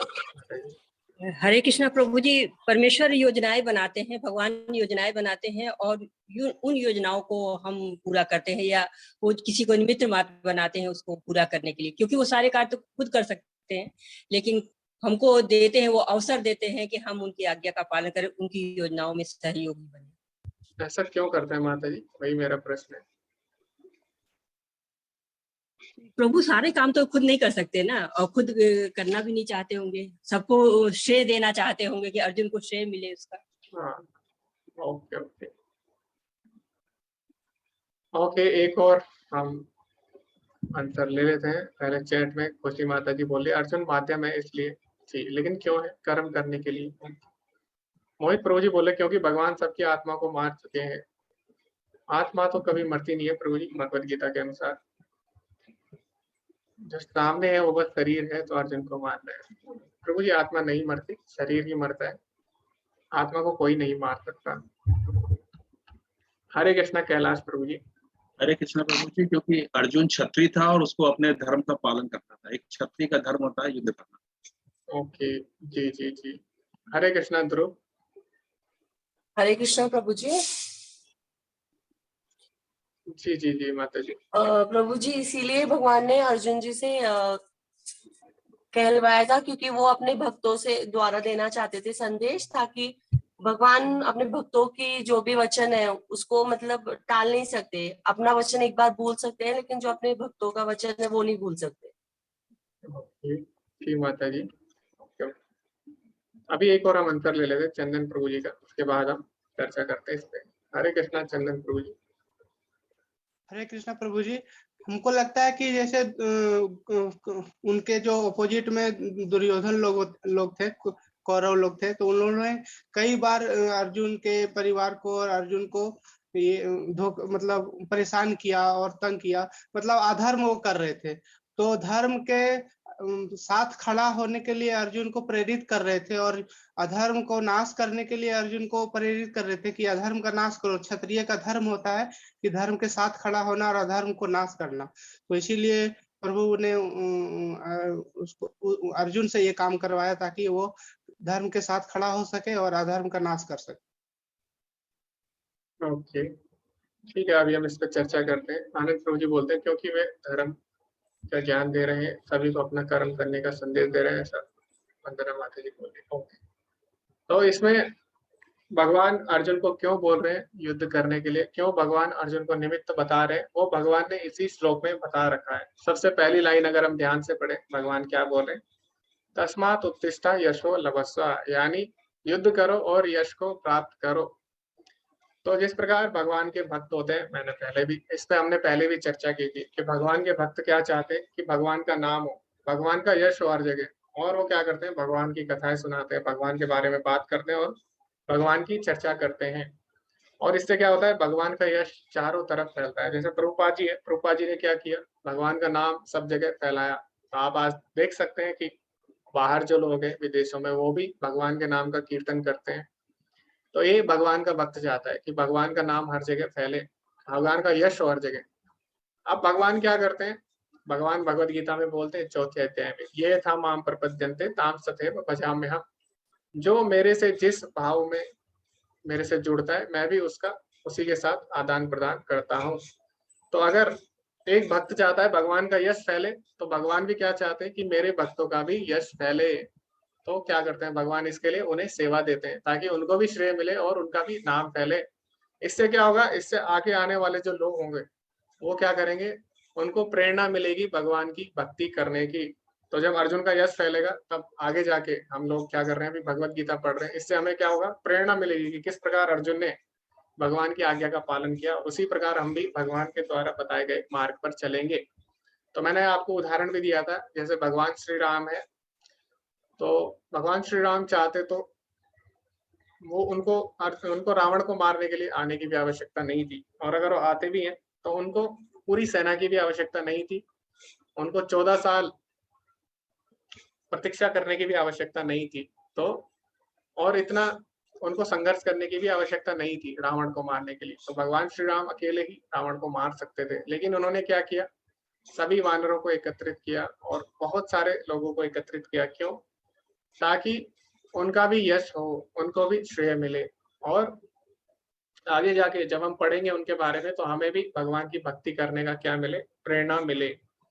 तो हम देखते हैं कि जैसे हनुमान जी को भगवान ने सेवाएं दी, हनुमान जी ने की, तो इससे क्या हुआ, हनुमान जी का यश फैला। और आज भी हम हनुमान जी को जानते हैं, उनके बारे में चर्चा करते हैं, और उनके बारे में सुन के हम भक्ति के लिए प्रेरित होते हैं कि जब हम देखते हैं कि हनुमान जी ने किस प्रकार भगवान की सेवा की। तो इसीलिए भगवान क्या करते हैं, अपने भक्तों को निमित्त बनाते हैं ताकि उनका यश फैले और आगे जाके लोग भगवान की आज्ञाओं का पालन करें, उनसे प्रेरणा लेकर। तो यही इसमें बोला गया है। तो सर्व कारण कारण कौन है, भगवान है, लेकिन वो अपने भक्तों को श्रेय देने के लिए ये सब करते हैं। तो जैसे एक डॉक्टर होता है, डॉक्टर क्या करता है, डॉक्टर को अगर ऑपरेशन करना है, तो मान लीजिए जो उनका चाकू है वो खराब हो गया, तो डॉक्टर क्या करते हैं, दूसरा चाकू ले लेते हैं। तो ऑपरेशन तो डॉक्टर करके ही रहेगा, तो चाकू क्या है, निमित्त मात्र है। इसी प्रकार अगर किसी का विनाश होना है, भगवान ने अगर सोच लिया किसी को विनाश करना है, तो कोई भी उसे नहीं बचा सकता। तो ऐसा एक बोला भी गया चैतन्य चरितामृत में कि मारे कृष्ण राखे को और राखे कृष्ण मारे को। तो जिसको भगवान श्री कृष्ण मारना चाहते हैं उसको कोई भी नहीं बचा सकता, और जिसको भगवान कृष्ण बचाना चाहते हैं उसको कोई भी नहीं मार सकता। तो जैसे हम देखते हैं प्रहलाद महाराज, तो प्रहलाद महाराज को उन्हीं के पिता कितना मारना चाहते थे, सबसे बड़े असुर थे उस समय के, लेकिन फिर भी क्योंकि भगवान उनके साथ थे तो उनको कोई भी मार नहीं पाया। वैसे हम आगे अनेक असुरों की कहानियां देख सकते हैं, जैसे कि रावण है। रावण बहुत बड़े भक्त थे, भक्त तो नहीं थे, उन्होंने बहुत सारे लेकिन वरदान लिए थे शिव जी से और अनेक देवी देवताओं से। लेकिन जब भगवान ने सोचा कि इसको मारना है तो फिर कोई भी उसको बचा नहीं सका। तो भगवान जिसको मारना चाहे कोई उसको बचा नहीं सकता, और भगवान जिसको बचाना चाहे कोई उसको मार नहीं सकता। तो भगवान अर्जुन को केवल माध्यम बना रहे, क्योंकि भगवान चाहते हैं कि उनके भक्त का भी यश फैले। तो ये भगवान इसमें बताते हैं। आगे हम चर्चा करेंगे कि आगे और अर्जुन ने क्या क्या देखा, भगवान ने क्या क्या बताया। द्रोणम च भीष्मं च जयाद्रतं च कर्णं तस्थान्यापि योध वीरान् मया हतस्त्वं जयिमा व्यथिष्ठा युद्धस्य जेतस्य रणे सपत्नान्। द्रोण, भीष्म, जयद्रथ, कर्ण तथा अन्य महान योद्धा पहले ही मेरे द्वारा मारे जा चुके हैं, अतः उनका वध करो और तनिक भी विचलित ना हो। तुम केवल युद्ध करो, युद्ध में तुम अपने शत्रुओं को परास्त करोगे। तो इस प्रकार भगवान ने अर्जुन को बोल दिया। तो भगवान ने एक बार जो बोल दिया अपने भक्तों के लिए, भक्तों को जो वचन दे दिया उसको जरूर पूरा करते हैं। जैसे कि अभी माता जी ने भी बोला कि अपने भक्तों का जो वचन देते हैं भगवान उसको जरूर जरूर पूरा करते हैं। तो भगवान श्री राम ने क्या किया, पहले ही विभीषण जो थे उनका राज्याभिषेक कर दिया था और बोल दिया था कि लंका के राजा अब तुम ही बनोगे। तो रावण को मारने से पहले ही भगवान ने ऐसा बोल दिया था। तो ऐसा भगवान कर सकते हैं, हम लोग नहीं कर सकते। तो यहाँ पे भी भगवान क्या कर रहे हैं, भगवान वही बात दोबारा से रिपीट कर रहे हैं। भगवान अर्जुन को पहले ही बता रहे हैं कि इन सबका वध होने वाला है और तुम निश्चिंत होकर युद्ध करो। संजय ने धृतराष्ट्र से कहा, हे राजा, भगवान के मुख से इन वचनों को सुनकर कांपते हुए अर्जुन ने हाथ जोड़कर उन्हें बारंबार नमस्कार किया। फिर उसने भयभीत होकर अवरुद्ध स्वर में कृष्ण से इस प्रकार कहा। अर्जुन ने कहा, हे ऋषिकेश, आपके नाम के श्रवण से संसार हर्षित होता है और सभी लोग आपके प्रति अनुरक्त होते हैं। यद्यपि सिद्ध पुरुष आपको नमस्कार करते हैं, किंतु असुरगण भयभीत है और इधर उधर भाग रहे हैं, यह ठीक ही हुआ है। तो जो असुर लोग होते हैं उनके पास भी दिव्य चक्षु होते हैं, क्योंकि जब आपने सुना होगा जो असुर होते हैं उनके पास अनेक दैवी शक्तियां होती है और वो देवताओं से युद्ध भी कर सकते हैं। तो देवताओं से अगर युद्ध उन्हें करना है तो उनके पास भी देवताओं की तरह शक्ति होनी आवश्यक है। तो इसीलिए उनके पास भी दिव्य चक्षु है और वो लोग भी भगवान के दिव्य रूप को देख पा रहे थे। लेकिन जो भगवान का विराट रूप है उसको देख के असुर लोग बहुत ही ज्यादा भयभीत हो गए थे। हे महात्मा, आप ब्रह्मा से भी बढ़कर हैं, आप आदि सृष्टा है, तो फिर आपको सादर नमस्कार क्यों न करे। हे अनंत, हे देवेश, हे जगन निवास, आप परम स्रोत है, अक्षर कारणों के कारण तथा इस भौतिक जगत से परे हैं। तो अर्जुन ने इस प्रकार बोला कि आप ब्रह्मा से ऊपर है, आदि सृष्टा, यानी ब्रह्मा जी के भी आप सृष्टा है, तो फिर कोई आपको क्यों ना नमस्कार करे। यानी जब आप स्वामी हैं तो हर कोई आपका दास है स्वाभाविक रूप से। तो जब हम भगवान को अपना स्वामी मान लेते हैं तो हम वास्तविक रूप से उनके दास बन जाते हैं। इसीलिए कोई क्यों ना भगवान को नमस्कार करे। तो इस प्रकार अर्जुन बता रहे हैं भगवान की महिमा के बारे में। और दूसरी बात अर्जुन ने बोला कि आप भौतिक जगत से परे हैं। भले ही भगवान भौतिक जगत में रहते हो लेकिन फिर भी भगवान भौतिक जगत से परे हैं। जिस प्रकार मैंने उदाहरण भी दिया था कि मकड़ी जो होती है, मकड़ी अपने जाले में घूमती है लेकिन उसमें फंसती नहीं है। इसी प्रकार भगवान भौतिक जगत में आते हैं लेकिन वो माया से प्रभावित नहीं होते, फिर भी वो भौतिक जगत से परे रहते हैं। आप आदिदेव, सनातन पुरुष तथा इस दृश्य जगत के परम आश्रय हैं। आप सब कुछ जानने वाले हैं और आप ही सब कुछ हैं जो जानने योग्य हैं। आप भौतिक गुणों से परे परम आश्रय हैं। हे अनंत रूप, यह संपूर्ण दृश्य जगत आपसे व्याप्त है। अभी क्या हुआ, अर्जुन ने जब भगवान के विश्वरूप को देखा, अर्जुन ने भगवान के काल स्वरूप को देखा, तो अर्जुन बहुत ही भयभीत हो जाता है और अर्जुन भगवान से एक प्रार्थना करता है, एक क्षमा याचना करता है। तो अर्जुन क्या बोलता है, ये बहुत ही ज्यादा मधुर है। अर्जुन बोलता है, आपको अपना मित्र मानते हुए मैंने हठ पूर्वक आपको हे कृष्ण, हे यादव, हे सखा जैसे संबोधनों से पुकारा है, क्योंकि मैं आपकी महिमा को नहीं जानता था। मैंने मूर्खतावश या प्रेमवश जो भी कुछ किया, कृपया उसके लिए मुझे क्षमा कर दे। यही नहीं, मैंने कई बार आराम करते समय, एक साथ लेटे हुए, एक साथ खाते हुए, बैठे हुए, कभी अकेले तो कभी अनेक मित्रों के समक्ष आपका अनादर किया है। हे अच्युत, मेरे इन समस्त अपराधों को क्षमा कर दें। तो अर्जुन क्या बोलता है कि मैं तो आपको अपना मित्र मानता था, इसीलिए मैंने क्या किया, कभी हम साथ में खाते थे, कभी मैं आपकी थाली में ही खा लेता था, मैं आपको अनेक नामों से बुलाता भी था, जैसे हे यादव, हे मित्र, कृष्ण करके ऐसे बुलाता था मैं आपको। और मैं आपके साथ कभी सो जाता था और कभी-कभी मैं आपका सबके सामने उपहास भी करता था। जैसे मित्र क्या करते हैं, अपने मित्र का उपहास करते हैं कभी-कभी सबके सामने, तो ऐसे ही मज़ाक में करते हैं। तो अर्जुन भी क्या करता है, कभी-कभी भगवान का उपहास करता है सभी मित्रों के सामने, क्योंकि भगवान उसके मित्र हैं। तो अर्जुन ने जब भगवान के विराट स्वरूप को देखा तो उसको पता लगा कि ये वास्तव में अनंत कोटि ब्रह्मांड नायक है और उसको ऐसा नहीं करना चाहिए, उनके साथ इस प्रकार का व्यवहार नहीं करना चाहिए। तो यही अंतर होता है भगवान के भक्तों में और भगवान से जो ईर्ष्या करते हैं, यानी जो असुर होते हैं उनमें भी यही अंतर होता है। तो क्या होता है, असुर लोग भी भगवान को भगवान नहीं मानते और जो भगवान के भक्त होते हैं वो भी भगवान को भगवान नहीं मानते। तो जैसे यशोदा माता है, वो क्या करती है, भगवान को पकड़कर कभी-कभी बांध देती है, कभी-कभी उनकी पिटाई भी कर देती है, ठीक है? और इस प्रकार गोपियाँ भी कभी-कभी भगवान को क्या करती है, कभी-कभी उनको अपने कपड़े पहना देती है, ठीक है? इस प्रकार भगवान के साथ वो अनेक लीलाएँ करते हैं, लेकिन भूल जाते हैं कि ये भगवान है। तो इसी प्रकार अर्जुन भी क्या करता है, अर्जुन भी भूल जाता है कि वो भगवान है और उनके साथ मित्र की तरह व्यवहार करता है। तो जब अर्जुन भगवान की विराट स्वरूप को देखता है तो उसे भगवान का वास्तविक स्वरूप का जब पता लगता है, तो अर्जुन बहुत ही ज़्यादा भयभीत हो जाता है, जब वो भगवान का इतना ऐश्वर्य देखता है। तो ये बात हमें सीखने को मिलती है। तो यही बात जो रसखान है, रसखान का एक बहुत ही प्रसिद्ध दोहा भी है, उसमें वो बोलते हैं कि शेष महेश गणेश दिनेश सुरेश, सुरेशहु चाहि निरंतर गाय। तो यानी जो शेष अनंत शेष है और जो महेश यानी शिव जी हैं, गणेश गणपति और दिनेश यानी सूर्यदेव और सुरेश यानी इंद्र, जिनकी महिमा लगातार गाते हैं। जाहि अनादि अनंत अखंड अछेद अभेद सुभेद बतावे, नारद से सुख व्यास रटे पचहारे तव पुनि पार न पावे। यानी नारद मुनि से लेके व्यास देव जिनकी महिमा का बखान करते हैं, फिर भी उनकी महिमा का कोई अंत नहीं है।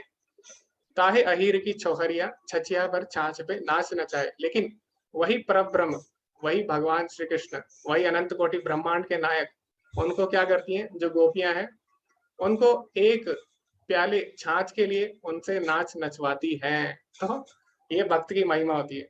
तो मेरा आप सभी से प्रश्न है कि जैसे भगवान के भक्त हैं वो भी भगवान को भगवान नहीं मानते और इसी तरह असुर हैं वो भी भगवान को भगवान नहीं मानते, तो दोनों में क्या अंतर है, क्योंकि दोनों ही भगवान को भगवान नहीं मान रहे।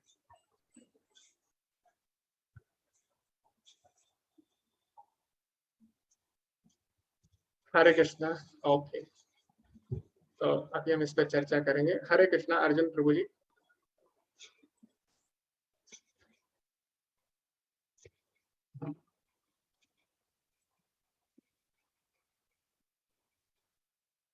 जी आप अनम्यूट कर सकते हैं। हरे कृष्णा। हरे कृष्णा। ओम प्रभु जी आप अनम्यूट करिए। हरे कृष्णा प्रभु जी। दोनों में ये फर्क है कि जो असुर लोग हैं वो भगवान के अस्तित्व को, भगवान को नहीं मानते हैं। वो अपने आप को भगवान मानते हैं, अपने आप को ही बड़ा समझते हैं। वो ये समझते हैं कि मैं ही बड़ा हूँ, क्योंकि उनके पास में देवी शक्तियाँ या जो भी शक्तियाँ होती है वो जो भी हासिल कर लेते हैं और हासिल करने के बाद में वही अपने आप को बड़ा समझने लग जाते हैं। लेकिन जो गोपियाँ हैं या जो वह बाल गोपाल है या जो उसके ग्वाले जो सखी और है या माता यशोदा है, वो जो है वो एक प्रेम भाव है उनके बीच में। और जो उसको मानते हैं, मतलब कि नहीं कह सकते कि नहीं मानते हैं, लेकिन एक जो प्रेम वात्सल्य है वो उस कारण से, मतलब एक तरीके से अपने आप को उस क्या कैसे डिफाइन करें, लेकिन उस जो वात्सल्य है, जो प्रेम है जो भगवान के प्रति, और उसको रखते हुए हम समझते हैं कि मतलब है, लेकिन वो कभी भी अपने आप को उनसे बड़ा नहीं समझते। ये नहीं समझते हैं कि मैं ही बड़ा हूँ। अभी सपोज जैसे अर्जुन है, अर्जुन भी जैसे ठीक है पहले मित्र था, सखा था, और अभी भगवान को आकार रूप देख लिया है, लेकिन कभी भी अर्जुन ने अपने आप को भगवान से बड़ा नहीं समझा। लेकिन असुर जो है वो अपने आप को भगवान से बड़ा समझते हैं। जी जी जी, धन्यवाद प्रभु जी, काफी अच्छे से आपने अपने पॉइंट्स रखे। हरे कृष्णा विश्वनाथ प्रभु जी, आप क्या बोलना चाहेंगे इसके बारे में? हरे कृष्णा प्रभु जी। मैं बोलना चाहता हूँ कि जो राक्षस लोग हैं वो ईर्ष्या करते हैं, ऊपर से उनको भगवान इसलिए नहीं मानते, सोचते हैं कि जो वो कर सकते हैं मैं भी कर सकता हूँ, और इसलिए उनको भगवान नहीं मानते हैं, उनसे ईर्ष्या है। लेकिन जो भी है, चाहे जसोदा माता है या जो गोपी हैं, वो इसलिए भगवान नहीं मानते हैं क्योंकि उनसे एक रिश्ता बना रखा है प्रेम का। जसोदा माता पुत्र का रिश्ता बना रखा है, उन्होंने सखा का रिश्ता बना रखा है, इसलिए उनमें भगवान भूल ही जाते हैं कि भगवान है। उनको लगता है ये तो हमारे बस प्रिय बच्चा है, उनको लगता है मेरे ये सखा है, इसलिए वो चीज को भूल जाते हैं प्रेम में। तो उनको ये ध्यान नहीं रहता कि भगवान है, बस उनके रिश्ता ही याद रहता है। जी जी मेरे हिसाब से तो ऐसा है। जी, बहुत ही अच्छे प्रभु जी, और काफी अच्छे से आपने बताया इसको। ओके, चैट में हम पढ़ते हैं। सुपरदीप प्रभु जी बोले असुर भगवान से ईर्ष्या करते हैं। ओके, खुशी माता जी बोले असुर छोड़ के सब लोग भगवान से प्रेम करते हैं। एक जी माता जी, अभी हम एक और हम चर्चा करेंगे। एक और हम भक्त के कमेंट ले लेते हैं, उसके बाद हम चर्चा करेंगे। हरे कृष्णा पूनम माता जी। हरे कृष्णा प्रभु जी। प्रभु जी, जी मेरा कहना ये है कि जो असुर लोग होते हैं उनके अभिमान घमंड बहुत होता है, और उनमें असुरी शक्तियां होने के कारण वो गलत ही काम करते हैं। उनमें यह रहता है कि हम फेमस रहे, हमें भगवान माने, हमें सब कुछ करे, और ये भगवान कुछ नहीं है, हम ही सब कुछ है। हम ही पूरे विश्व के भोक्ता है और हम ही सर्वे सर्वा है, इसलिए वो भगवान को कुछ नहीं मानते। और दूसरी तरफ जो प्रेमी होते हैं, प्रभु भक्त होते हैं, वो भगवान को इसलिए मानते हैं, जैसे यशोदा माता है या जो जिन्होंने बाल गोपाल रख रखे हैं, वो प्रभु को अपना बाल गोपाल मानकर उनके साथ बच्चों जैसा व्यवहार करते हैं, जैसे हम अपने बच्चों के साथ करते हैं। कभी डांट भी देते हैं, कभी हम उनको प्यार करते हैं, उनको अच्छी तरीके से रखते हैं। मित्र होते हैं तो हम उनके साथ हटखेलियां खेलते हैं, या हम उनको कभी कभी चिढ़ाते हैं। तो इसी तरह से अर्जुन ने भी उनको उस तरीके से माना था। और प्रेमी होती हैं या गोपियां होती हैं, उनमें प्रेम भाव इसलिए रहता है, वो ईश्वर रूप भूल जाती हैं, क्योंकि वो उनको प्रेमी के रूप में या सखा के रूप में उनको भगवान मानते हैं। इसलिए उनको ऐसा लगता है कि ये तो हमारे प्रेमी है, हमारे सखा है, हम इन्हें जो मर्जी कह सकते हैं, इनसे रासलीला कर सकते हैं, या इनके साथ हथखेलियां, या हम इनके साथ आंख मिचोली खेल सकते हैं, या हम जो भी इनको कुछ भी हम कह सकते हैं। मतलब उनके साथ वो भक्त और भगवान वाला रिश्ता खत्म हो जाता है उस टाइम, कुछ पल के लिए। जी माता जी, धन्यवाद धन्यवाद आपका, आपने बहुत ही अच्छे पॉइंट्स रखे। भागा माता जी बोल रही अपने और पढ़ाई का अंतर है। जी, तो सभी ने काफी अच्छे पॉइंट रखे। तो भगवान के जो भक्त हैं वो भी भूल जाते हैं कि ये भगवान है, और जो असुर है वो भी, उनको भी नहीं पता कि ये भगवान है। क्यों? दोनों में एक ही अंतर है, एक भगवान से ईर्ष्या करते हैं तो इसीलिए वो भगवान को भगवान नहीं मानते, और दूसरा भगवान से प्रेम इतना करता है कि वो भगवान को भगवान नहीं मानते। जैसे कि कोई जज होता है तो जज क्या करता है, जज का बहुत ही सम्मान होता है कोर्ट में, सभी उसके आगे नमस्कार करते हैं, या कोई भी बड़ी पोस्ट पे अगर होता है। लेकिन जब वो व्यक्ति अपने घर पे जाता है तो क्या होता है, तो उसके घर वाले, भले वो कितना भी बड़ा ऑफिसर हो, कितना भी बड़ा अधिकारी हो, कितना भी बड़ा जज हो, लेकिन उसके बच्चे उसके साथ, उसके घर वालों का व्यवहार अलग रहता है। घर में वो जज नहीं होता, घर में वो अधिकारी नहीं होता, तो घर में सब क्या करते हैं, उसके साथ मजाक करते हैं, उसके साथ खाना खाते हैं, उसके बच्चे उसके कंधे पे चढ़ जाते हैं। ठीक है, तो जो भगवान के भक्त होते हैं वो भगवान से इतना प्रेम करते हैं, इतना प्रेम करते हैं कि जो भगवान का वास्तविक पद है उसको भी वो भूल जाते हैं, और उनके अंदर बिल्कुल भी ईर्ष्या भाव नहीं रहता। भगवान से बहुत ज्यादा प्रेम करते हैं, इसीलिए वो भूल जाते हैं कि ये भगवान है। वहीं दूसरी ओर असुर है, वो भगवान से इतनी ईर्ष्या करते हैं, इतनी ईर्ष्या करते हैं कि लाख समझाने के बाद भी वो भगवान को भगवान मानने के लिए तैयार नहीं होते, बल्कि वो खुद को भगवान मान बैठते हैं। तो दोनों में ईर्ष्या और प्रेम का केवल अंतर है। तो इसीलिए यहाँ पे, इसीलिए भगवान क्या करते हैं, जब भी लीला करते हैं तो भगवान बहुत बार ऐसा करते हैं, इसका प्रयास करते हैं कि इनको मेरे वास्तविक पद का पता ना लगे। इससे क्या होगा, लीला का रस समाप्त हो जाएगा। तो हम देखते हैं भागवतम में भी, जब भगवान किसी असुर को मारते हैं उस समय क्या करते हैं, यशोदा माता से कहीं दूर चले जाते हैं असुरों को मारने के लिए, ताकि जो लीला में विघ्न ना पड़े, और जो उनका रस है, वात्सल्य रस, वो बना रहे। तो यशोदा माता को कभी पता ही नहीं चलता कि कृष्ण एक भगवान है, और भगवान उनके सामने ज्यादा अलौकिक लीलाएं नहीं करते, ताकि उनका जो वात्सल्य रस है वो बना रहे। तो इस प्रकार हम देखते हैं, पहले कभी ना देखे गए आपके विराट रूप का दर्शन करके मैं पुलकित हो रहा हूँ, किंतु साथ ही मेरा मन भयभीत हो रहा है। अतः आप मुझ पर कृपा करें और हे देवेश, हे जगन्निवास, अपना पुरुषोत्तम भगवत स्वरूप पुनः दिखाएं। तो अर्जुन ने जब भगवान का विराट रूप देखा तो अर्जुन को विराट रूप देख के इतना सही नहीं लगा। अर्जुन को सही तो लगा भगवान का ऐश्वर्य देख के, लेकिन इतना आनंद नहीं आया। तो अर्जुन क्या बोलता है? अर्जुन बोलता है कि आप मुझे अपने और रूप दिखलाइए। हे विराट रूप, हे सहस्त्रभुज भगवान, मैं आपके मुकुटधारी चतुर्भुज रूप का दर्शन करना चाहता हूँ, जिसमें आप अपने चारों हाथों में शंख, चक्र, गदा तथा पद्म धारण किए हो। मैं उसी रूप को देखने की इच्छा करता हूँ। तो भगवान को अर्जुन बोलता है कि आप अपना चतुर्भुज रूप दिखलाइए। हे कुरुश्रेष्ठ, अब भगवान बोलते हैं, तुमसे पूर्व मेरे इस विश्व रूप को किसी ने नहीं देखा, क्योंकि मैं तो न वेदाध्ययन के द्वारा, न यज्ञ, दान, पुण्य या कठिन तपस्या के द्वारा इस रूप में इस संसार में देखा जा सकता हूँ। तुम मेरे भयानक रूप को देखकर अत्यंत विचलित एवं मोहित हो गए हो। अब इसे समाप्त करता हूँ। हे मेरे भक्त, तुम समस्त चिंताओं से पुनः मुक्त हो जाओ। तुम शांत चित्त से अब अपना इच्छित रूप देख सकते हो। तो भगवान बोले कि भगवान का जो रूप है उसको देखने के लिए चाहे आप कितना भी दान कर लो, यज्ञ कर लो, पुण्य कर लो, भगवान को देख पाना कठिन है। भगवान को देखने के लिए क्या चाहिए? भगवान की ही कृपा चाहिए होती है। यानी भगवान को आप अपनी इच्छा से नहीं देख सकते। जब तक भगवान की इच्छा नहीं होती, भगवान अपने आप को प्रकट नहीं करते। और भगवान किसको प्रकट करते हैं? अपने भक्तों को ही अपने सामने अपने को प्रकट करते हैं। तो अभी अर्जुन ने भगवान से बोला कि मुझे ये रूप देखना है, भगवान ने वो भी दिखाया। अर्जुन ने बोला कि मुझे चतुर्भुज रूप देखना है, भगवान बोले अब मैं वो भी तुम्हें दिखाऊंगा। तो क्यों भगवान ऐसा कर रहे हैं? क्योंकि अर्जुन जो है भगवान का प्रिय भक्त है। तो भक्तों को ही भगवान प्रकट होते हैं। तो भगवान बोलते भी है, ना हम प्रकाश सर्वस्या योग माया समावर्ता, मैं सभी के लिए प्रकट नहीं हूँ, खासकर मूढ़ो एवं ना भी जाना थी, और मूर्खों के लिए तो बिल्कुल भी नहीं, क्योंकि वो मुझे समझ नहीं पाते। तो इस प्रकार भगवान ने अपना चतुर्भुज रूप, जो नारायण रूप है, वो भी भगवान दिखाते हैं इसमें।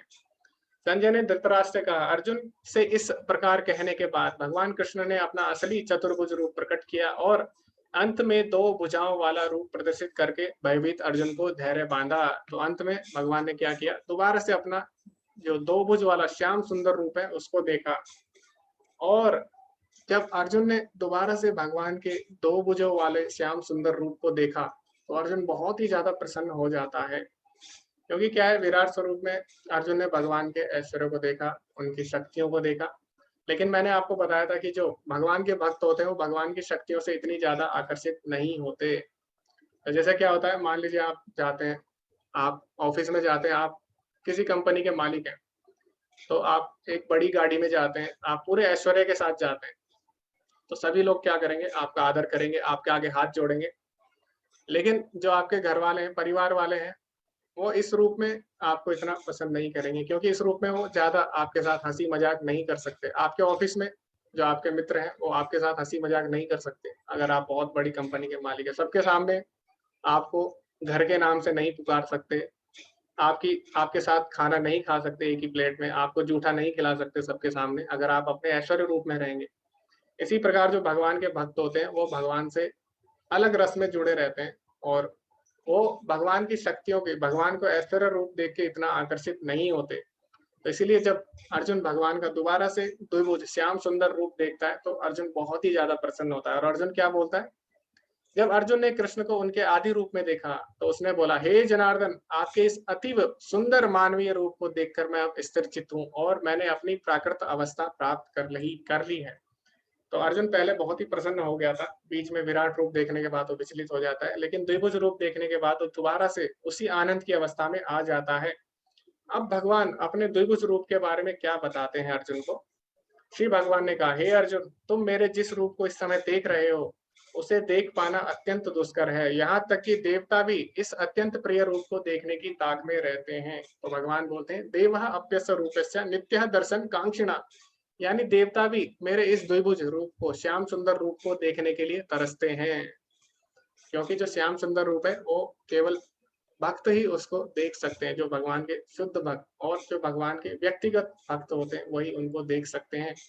जैसे कि देवता भगवान को किस रूप में देखते हैं? ऐश्वर्य रूप में देखते हैं, चतुर्भुज विष्णु के रूप में।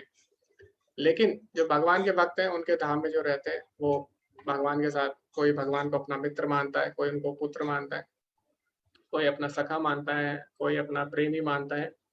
तो इस प्रकार जो भगवान के भक्त हैं वो उनको घर के रूप में देखते हैं। तो इस प्रकार जैसे भगवान ऑफिस में और भगवान घर में, तो ऑफिस में भगवान विष्णु रूप में होते हैं, तो जो देवी देवता है वहां पे हाथ जोड़कर खड़े हैं। लेकिन भगवान अपने घर में, अपने धाम में कैसे हैं? भगवान जैसे घर में कोई व्यक्ति होता है, जैसे कि प्रधानमंत्री है, तो प्रधानमंत्री जब ऑफिस में रहता है तो सभी लोग क्या करते हैं, उनको सैल्यूट करते हैं, ठीक है।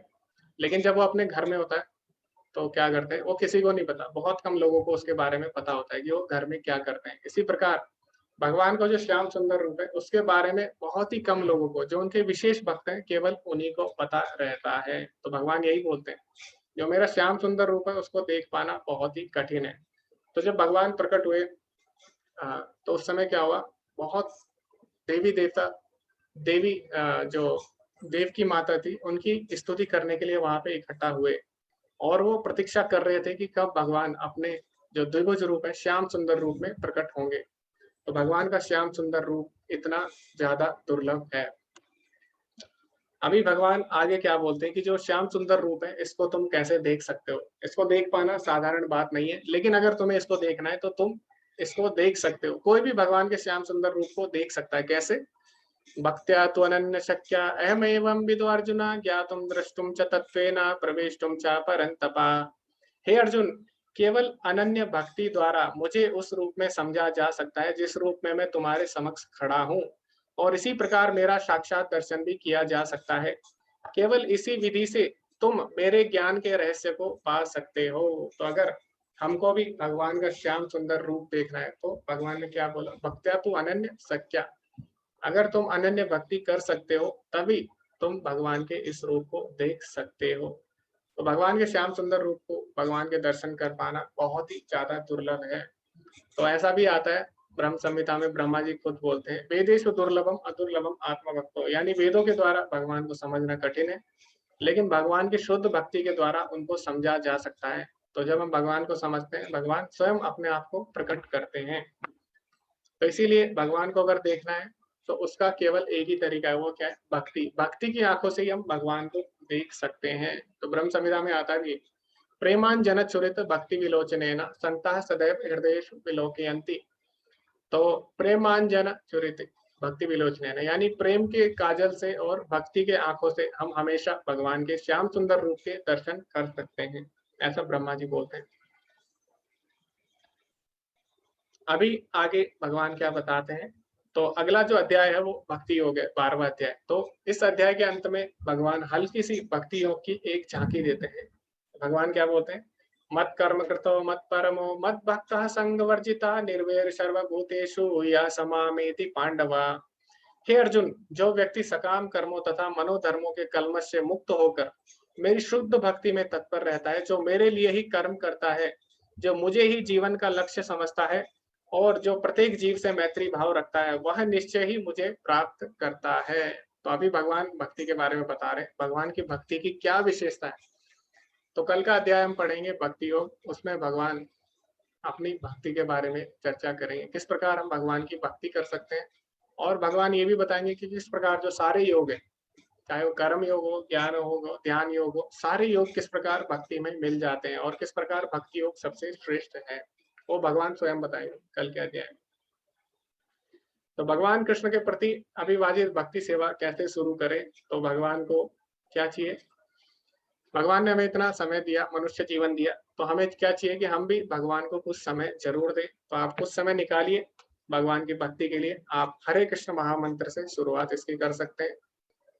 तो भगवान को आपसे कुछ नहीं चाहिए, ठीक है। भगवान भगवद गीता में ये नहीं बोलते कि आप मुझे बड़ी बड़ी चीजें अर्पित करो। भगवान ने सिंपल बोला है, पत्रम पुष्पम फलम तो है, यानी पत्र पुष्प फल और जल से भी मैं प्रसन्न हो जाता हूँ।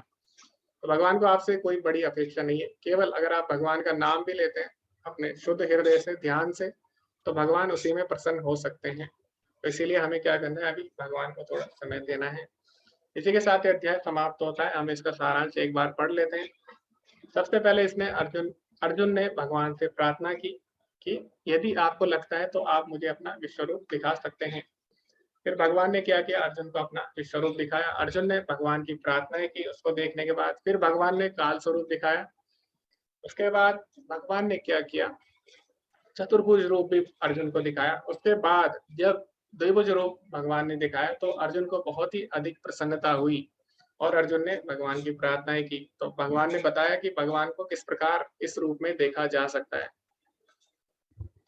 अभी प्रभुपाद जी इस अध्याय के अंत में क्या बोलते हैं, सारांश यह है कि कृष्ण ने अपने क्षण भंगुर विश्व रूप के साथ साथ काल रूप जो सब कुछ भक्षण करने वाला है और यहाँ तक कि चतुर्भुज विष्णु रूप को भी दिखलाया। इस तरह कृष्ण इन समस्त स्वरूपों के उद्गम है। ऐसा नहीं है कि वह आदि विश्व रूप या विष्णु की ही एक अभिव्यक्ति है, वह समस्त रूपों के उद्गम है। भक्त के लिए कृष्ण का कोई अन्य रूप उतना महत्वपूर्ण नहीं जितना मूल तो बुझी श्याम सुंदर रूप है। तो यहाँ पे प्रभुपाद जी क्या बोले, ऐसा नहीं है कि जो कृष्ण है वो विष्णु के एक अंश है, ऐसा नहीं है, क्योंकि कृष्ण ही स्वयं विष्णु है। ये कृष्ण ने, भगवान श्री कृष्ण ने सिद्ध कर दिया। भगवान ने चतुर रूप अपना जो विष्णु रूप है वो भी दिखा दिया, भगवान ने काल स्वरूप भी दिखा दिया अपना, ठीक है, और भगवान ने द्विभुज रूप भी दिखाया। तो जो विष्णु है और कृष्ण, उनमें कोई भी अंतर नहीं है। तो कई लोगों को लगता है कि कृष्ण है विष्णु के एक अंश है, ऐसा नहीं है। भगवान जो कृष्ण है वो पूर्ण है, उनको पूर्ण अवतार भी बोला जाता है, ठीक है। तो इसीलिए हमें ये नहीं सोचना चाहिए। तो विष्णु और कृष्ण में कोई अंतर नहीं है। तो वही कृष्ण विष्णु रूप में क्या करते हैं, सृष्टि करते हैं और सृष्टि के कार्य करते हैं। जैसे ऑफिस में होते हैं तो ऑफिस में हम किसी और नाम से जाने जाते हैं, ठीक है। जो जैसे एक जज होता है, उसको जब वो कोर्ट में जाता है सब उसको जज साहब ऐसे बोलते हैं, लेकिन जब वो घर पे जाता है, घर पे लोग उसे अलग नाम से बोलते हैं। तो इसीलिए कृष्ण और विष्णु में कोई भी अंतर नहीं है। जो भक्त हैं उनके साथ भक्त उनको कृष्ण रूप में जानते हैं, और जो देवी देवता हैं जो उनके लिए कार्य करते हैं, उनके ऑफिस में कार्यालय में रहते हैं, वो उनको विष्णु रूप में जानते हैं। तो यहाँ पे प्रभुपाद जी बोलते हैं भक्त के लिए कृष्ण का कोई अन्य रूप इतना महत्वपूर्ण नहीं है जितना श्याम सुंदर रूप है। तो श्याम सुंदर रूप है वो विशेष रूप से भक्तों को बहुत ही ज्यादा प्रिय है, क्योंकि श्याम सुंदर रूप में हम भगवान से अलग अलग रस में जुड़ सकते हैं। जैसे विष्णु रूप है, जैसे मैंने बताया था, ऑफिस में आप सब कार्य नहीं कर सकते अपने दोस्त के साथ, है ना, उसके साथ आप एक ही थाली में नहीं खा सकते, उसको जूठा नहीं खिला सकते सबके सामने, ठीक है, उसके कंधे पे हाथ नहीं रख सकते सबके सामने ऑफिस में। तो इसी तरह जो भगवान का विष्णु रूप है उसमें हम अलग अलग रस में नहीं जुड़ सकते। तो वहां पे विष्णु लोक में क्या होता है, सभी लोग दास्य भाव में होते हैं, भगवान के आगे हाथ जोड़कर खड़े होते हैं। वहां पे आप उनको मित्र के रूप में नहीं जुड़ सकते, उनसे आप पुत्र के रूप में नहीं जुड़ सकते, ठीक है। तो आपको अगर अलग अलग रस से जुड़ना है तो श्याम सुंदर रस रूप से ही हम भगवान के जुड़ सकते हैं। इसीलिए जो भक्त लोग हैं उनको श्याम सुंदर रूप बहुत ही ज्यादा पसंद आता है। ब्रह्म संहिता में कहा गया है कि प्रेम या भक्ति से कृष्ण के श्याम सुंदर रूप के प्रति जो आसक्त हैं वे सदैव उन्हें अपने हृदय में देख सकते हैं और कुछ भी नहीं देख सकते। प्रेमांजन चुरित भक्ति विलोचनैना, तो इस पे हमने अभी अभी चर्चा की। अतः मनुष्य को यह समझ लेना चाहिए कि 11वें अध्याय का तात्पर्य यही है कि कृष्ण का ही रूप सर्वोपरि है एवं परम सार है। तो ये हमें इस अध्याय से सीखने को मिला। तो धन्यवाद आप सभी का इस अध्याय में अंत तक बने रहने के लिए। किसी का कोई प्रश्न है तो आप हैंड रेज कर सकते हैं या फिर आप चैट में लिख सकते हैं। ओके, ललिता माता जी बोल रही है उनका आवाज नहीं आ रही। नहीं माता जी, ऐसा कोई इश्यू नहीं है, शायद आपकी तरफ से कोई प्रॉब्लम हो सकती है।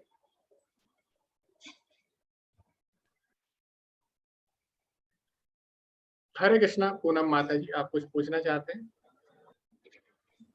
हरे कृष्णा प्रभु जी। प्रभु जी, मैं पूछना नहीं चाहती, लेकिन मैं आपको अभी इसी अध्याय से रिलेटेड कुछ शेयर करना चाहती हूँ अपने भक्तों को ही, जो भक्त आपके हैं। और मैं ये कहना चाहती हूँ कि जैसे मैं भी इस्कॉन से नहीं जुड़ी हुई थी, लेकिन मैं कृष्ण को बहुत मानती थी। तो मैं कृष्ण को जब तक मैंने गीता का मतलब पहले तो पढ़ी थी, बट इतनी ज्यादा अच्छी तरीके से मेरे को ज्ञान नहीं था कि कृष्ण ही सब कुछ है। तो मैं जो कृष्ण को मानती थी वो मैं सखा या मित्र प्रेमी की तरह मानती थी। तो मैं जब भी मैं बहुत परेशानियों में रहती थी तो मैं उनको बहुत कुछ कह देती थी कि मेरे साथ ही ऐसा क्यों होता है, मेरे साथ ही क्यों, मैं इतने अच्छे तरीके से काम करती हूँ, इतने अच्छा ईमानदारी से जीवन जीती हूँ, तब भी मेरे साथ ऐसे लोग बोल जाते हैं, ऐसे कहे जाते हैं। तो मैं मतलब उनसे जो शिकवे शिकायत थी ना, वो एक दोस्त की तरह उनके साथ में करती थी। ये भूल जाती थी कि वो भगवान है। और जब मेरी वहां गई थी अभी लास्ट ईयर वृंदावन, तो वहां पे प्रभुपाद जी की जो समाधि है उनकी जो स्टैचू है उसके पीछे जाके मैंने बोला प्रभु जी से कि प्रभु जी मैं ऐसा क्या करूं कि जिससे कि मुझे कृष्ण जी मिले। मैं उनको चाहती हूँ, मैं उनको देखना चाहती हूँ, लेकिन मेरी भक्ति में कहाँ कमी हो रही है। तो आप यकीन नहीं करेंगे, ये मैं बहुत बड़ा चमत्कार बताना चाहती हूँ कि जैसे ही मैं ये कह के अपने मन में और ऊपर जाके जो चैंटिंग रूम है वहां पे हमने चैंटिंग करी और जितने भी लोग थे उन सब में उन्होंने, वहां पे जो प्रभु जी एक बैठे थे, उन्होंने मुझे साइड में बुला लिया और उन्होंने कहा कि आप मोक्ष चाहते हैं। सबसे नंबर 1 बात कि उनको कैसे पता कि मुझे मोक्ष चाहिए था, तो मेरे को तो पता ही नहीं था कि मोक्ष से आगे भी बहुत ज्यादा ज्ञान है। उन्होंने मुझे बोला कि मोक्ष से आगे भी बहुत कुछ है, आप अभी ना, उन्होंने मुझे फ्री में एक बुक दे दी और उन्होंने बहुत उपदेश दिया मुझको। तो मुझे ना बाद में ये एहसास हुआ कि प्रभु ने कितनी जल्दी, और प्रभुपाद जी तो सामने मेरी प्रार्थना करी, उनको कैसे पता चला कि ये भक्त है, और इतने सारे लोगों में से उन्होंने मुझको बुला के, बिल्कुल अलग बुला के, और मुझे पूरे प्यार से अच्छी तरीके से किसी भक्त के द्वारा मुझको समझाया। और फिर मैं जब घर आई तो घर आने के बाद मेरी सिस्टर इसमें जुड़ी हुई थी इस्कॉन से, और वो मुझे कई बार कहती थी आप ये गीता की क्लासेस अटेंड करो, बट मैं वर्किंग में थी, मैं कहती थी नहीं नहीं नहीं मेरे पास टाइम नहीं है। लेकिन और उस वहां से आने के बाद मैंने ये क्लास ज्वाइन करी, और जब मैंने क्लास ज्वाइन करी तब मेरे को पता चला कि कृष्ण तो बहुत ही, मतलब जिनको मैं ऐसे ही डांट देती थी, ऐसे ही मैं कई बार पूजा नहीं करती थी गुस्से में आके, कई बार मैं उनको कुछ भी कह देती थी, लेकिन मुझे लगता था वो मेरे साथ हैं। और जब भी मेरा मन दिमाग ठंडा होता था तो वो मुझे बुद्धि देते थे, शक्ति देते थे उस प्रॉब्लम को सॉल्व करने के लिए, और वो मुझे कहीं ना कहीं से उस क्वेश्चन का आंसर भी देते थे, चाहे वो व्हाट्सएप से दें, चाहे वो किसी थर्ड पर्सन के मुंह से कहलवाएं, वो हमेशा मुझे कुछ ना कुछ उत्तर देते थे। तो मेरे कहने का अर्थ है कि मुझे भी अभी तक में मैं उनको जब मेरे को ये पता चला कि कृष्ण तो बहुत ही कुछ है, सब कुछ कृष्ण ही है, और मैं उनको ऐसे ही कुछ कुछ भी कह देती थी, कुछ भी बोल देती थी, कुछ भी ऐसे कभी भी गुस्सा कर देती थी, तो फिर मेरे को बहुत 2-3 दिन तक बहुत गलानी महसूस हुई। मैं शर्मिंदगी से, मतलब बहुत ज्यादा मुझे भाव नहीं मिल पा रहे थे कि मैं कैसे प्रभु के साथ ऐसे वार्तालाप कर लेती थी। लेकिन अब मेरे को लगता है कि प्रभु ने मुझे ज्ञान दिया है और यहाँ पे मैं आई हूँ, तो ये मैं अपनी जो एक्सपीरियंस था वो आप लोगों को शेयर करना चाह रही थी कि आज भी मैं प्रभु को उन्हीं रूप में मानती हूँ। और मुझे अब ये बहुत जान के और ये समझ के बहुत अच्छा लगता है कि मेरे को शुरू से ही कृष्ण में एक अच्छे, जो एक सर्वोपरि है, जो सब कुछ है इस सृष्टि के, और उन्होंने मुझे ज्ञान दिया कि सिर्फ मोक्ष नहीं, आपको तो बैकुंठ धाम आना है, आपको तो मेरे पास आना है, मैं यहाँ नहीं आ सकता बट मैं आपको वहां बुला सकता हूँ। तो वो वाला क्वेश्चन भी मेरा सॉल्व हुआ है। हरे कृष्ण। जी धन्यवाद माता जी, बहुत ही सुंदर अनुभव रहा आपका। तो भगवान बोलते हैं, पिछले अध्याय में भगवान ने बोला था कि जो मेरी भक्ति करते हैं, मेरे से जुड़ना चाहते हैं, तो भगवान भी उनकी सहायता करते हैं, उनको बुद्धि देते हैं, या फिर भगवान किसी ना किसी को जरूर भेजते हैं। तो हमने कल भी देखा। और भगवान, हमें समझना होगा कि भगवत गीता में जो भी बोला गया है वो भगवान ने बोला है, किसी साधारण व्यक्ति ने नहीं बोला। तो जो भी भगवान ने बोला है वो झूठ कभी भी नहीं हो सकता। तो आप देख सकते हैं भक्तों के अनुभव कि जितनी भी बातें भगवत गीता में, कोई भी झूठ नहीं है, ये सच में होता है भक्तों के साथ। तो ये हमें इससे सीखने को मिलता है। अभी हम चैट में कुछ क्वेश्चन है उनको भी हम पढ़ लेते हैं। नरसिंह आरती का क्या इम्पोर्टेंस है, क्योंकि ये कॉमन नहीं है। जी, नरसिंह आरती, क्योंकि नरसिंह देव भगवान जो है वो इतने पॉपुलर नहीं है, लेकिन जब क्या हुआ, इस्कॉन का जब विस्तार हुआ, बहुत प्रचार प्रसार बढ़ने लग गया, तो क्या हुआ, बहुत लोग ईर्ष्या भी करने लग गए। इसके कारण इस्कॉन के जो मंदिर है, भक्तों पे बहुत आक्रमण भी होने लग गए। तो आज भी आप देखते हैं भक्तों पे आक्रमण होते हैं। कई भक्त अपने जो शरीर है उनको त्यागना भी पड़ता है कभी कभी आंदोलन में। जैसे कि अभी हम देखते हैं बांग्लादेश में भी मंदिर है इस्कॉन के, वहां पे भी हमले होते रहते हैं, लेकिन भक्त लोग फिर भी भगवान के नाम का प्रचार नहीं रोकते। इतना वो रिस्क लेकर भी भगवान के नाम का प्रचार करते हैं। तो क्या होता है कि कभी कभी विघ्न बहुत ज्यादा आ जाते हैं, भक्ति के प्रचार में बाधा ना पड़े, तो इसके लिए क्या करते हैं, नरसिंह देव भगवान की आरती प्रभुपाद जी ने बोली, और जो उसके श्लोक है, वो जो पहले जो श्लोक है वो नरसिंह पुराण से लिए गए हैं शायद, और जो बाद का जो श्लोक है, तब कर कमल भरे, वो लिया गया है दशावतार श्लोक जो जयदेव गोस्वामी ने लिखा है, उससे लिया गया। तो लॉस एंजलिस में भी जब रथ यात्रा निकलने वाली थी तो वहां पे भी प्रभुपाद जी को मारने की धमकी मिली थी और वहां पे बम भी फोड़ा गया था। तो इसीलिए कि जो प्रचार प्रसार का कार्य है उसमें बिल्कुल भी विघ्न ना आए, इसके लिए हम लोग नरसिंहदेव भगवान की आरती करते हैं। तो इसीलिए नरसिंहदेव भगवान जो है उनका एक विशेष महत्व है और उनकी बहुत सारी लीलाएं भी है इस्कॉन में। तो उनके बारे में जब आप आगे बढ़ेंगे आपको धीरे धीरे पता लगता रहेगा नरसिंहदेव भगवान ने किस प्रकार कई बार जो है भक्ति को बचाया है और प्रचार में हमारी सहायता की है। ओके, गीता पाठ करने के बाद गीता महात्म्य पाठ करना जरूरी है क्या? जी माता जी, जरूरी तो नहीं है, लेकिन गीता महात्म्य बहुत ही अधिक सुंदर है, तो अगर आप करते हैं उसको तो बहुत ही, उससे क्या होता है, उससे आपको भगवत गीता पढ़ने के लिए एक प्रेरणा जरूर मिलेगी। तो गीता महात्म्य हम शुरू में करते हैं, जब हम भगवत गीता के पहले दिन हमने किया था, शंकराचार्य जी द्वारा रचित है गीता महात्म्य। हरे कृष्णा। सुधीर प्रभु जी, आपका कोई प्रश्न है? गुरुजी प्रश्न नहीं है, एक छोटा सा मैं शेयर करना चाह रहा हूँ। मैं अकेला रहता हूँ, मेरी पत्नी धर्म पत्नी, मेरे पुत्र हैदराबाद में रहती हैं। मैंने जानबूझ के उसके पास भेजा है कि भाई उसकी निगाह रखो। तो मेरे भूख बंद हो गई थी, तो पत्नी जब यहाँ थी तो दोनों टाइम भगवान का दिया वगैरह जलाती थी और भोग लगाती थी। मेरी भूख बंद हो गई और 12-13 किलो वजन मेरा कम हो गया। मैंने डॉक्टर से दवाई पूछी, ली, कोई फायदा नहीं हुआ। फिर मेरे दिमाग में आया कि अरे भगवान कृष्ण का तो भोग ही नहीं लगता है, तो मैं उनका भोग लगाने लगा।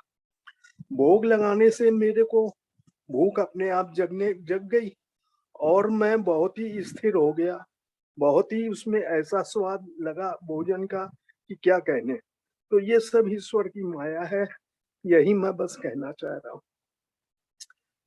जी धन्यवाद प्रभु जी। तो प्रभु जी ने कल भी अपना ये अनुभव बताया था कि किस प्रकार भगवान को अगर हम अर्पित करके खाते हैं तो भगवान बोलते हैं यज्ञ शिष्टाचिना संतो मुच्यन्ते सर्व किल विषय, यानी जो भगवान को अर्पित करके भोजन करते हैं उनके क्या होते हैं, सभी पाप सभी कष्ट दूर हो जाते हैं।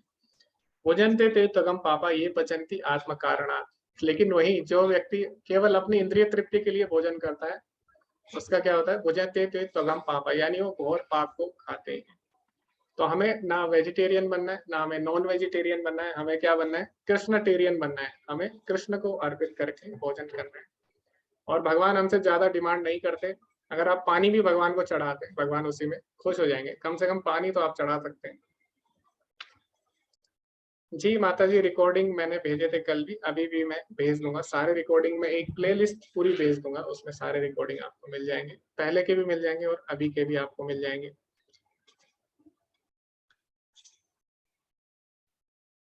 हरे कृष्णा। खुशी माता जी, आप कुछ हरे शेयर कृष्णा करना प्रभु चाहते हैं या कोई क्वेश्चन है तो आप पूछ सकते हैं।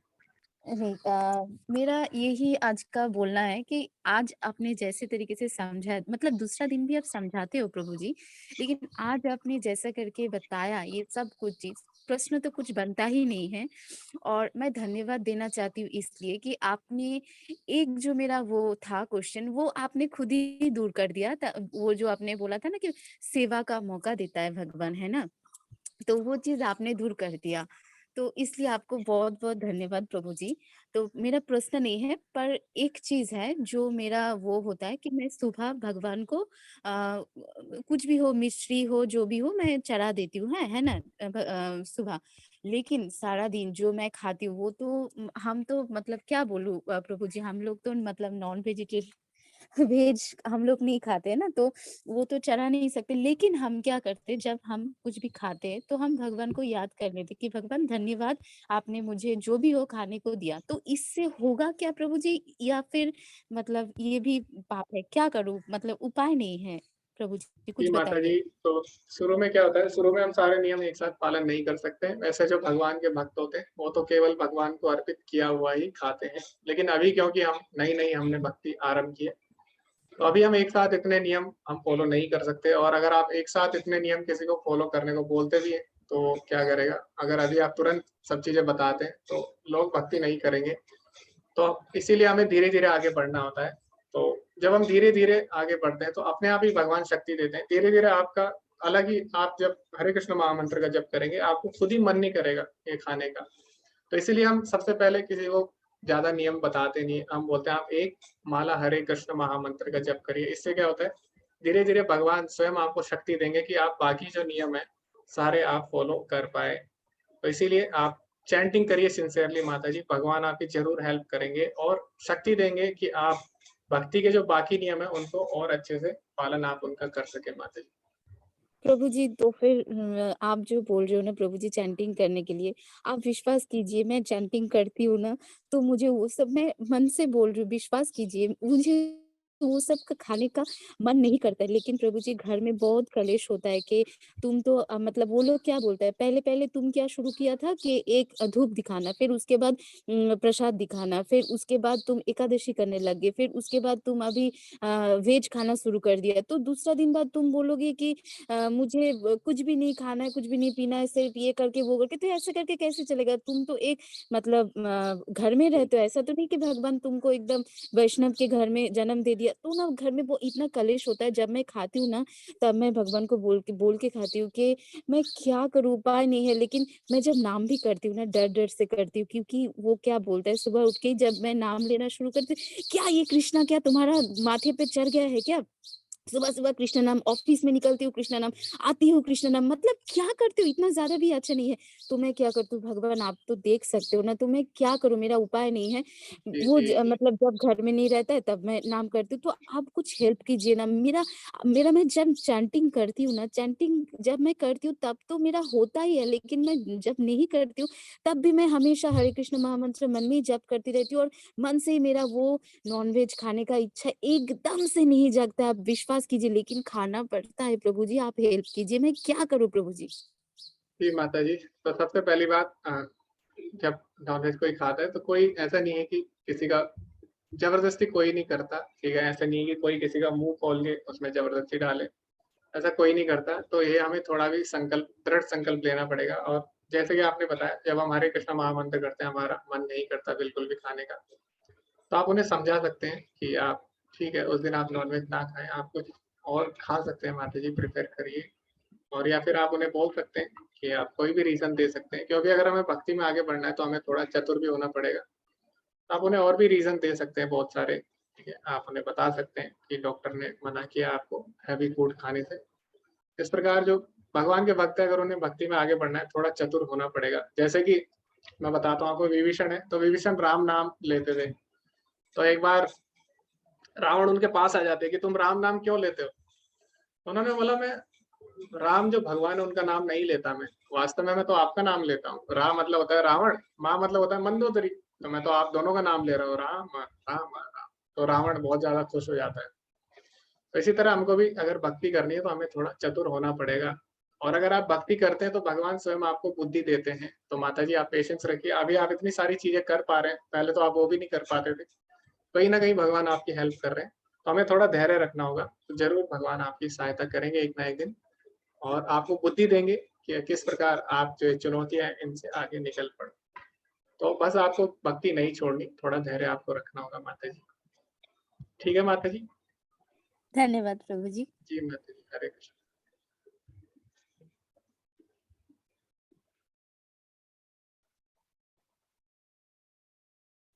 ओके, सतीश प्रभु जी बोल रहे हैं मैं चाहते हुए भी वेज नहीं बन सकता, उसका कोई उपाय? जी प्रभु जी, मैंने बता दिया आपको उपाय अभी अभी। आप जो बाकी नियम है उनका कम से कम आप अच्छे से पालन करिए, हरे कृष्ण महामंत्र का जप करिए, भगवान जरूर आपको बुद्धि देंगे कि आप इस समस्या से बाहर निकल सकें। तो भगवान हेल्प करते हैं और कर भी रहे हैं बहुत सारे लोगों की, आप देख रहे हैं यहाँ पे, तो आपकी भी जरूर करेंगे। हरे कृष्णा पूनम माता जी।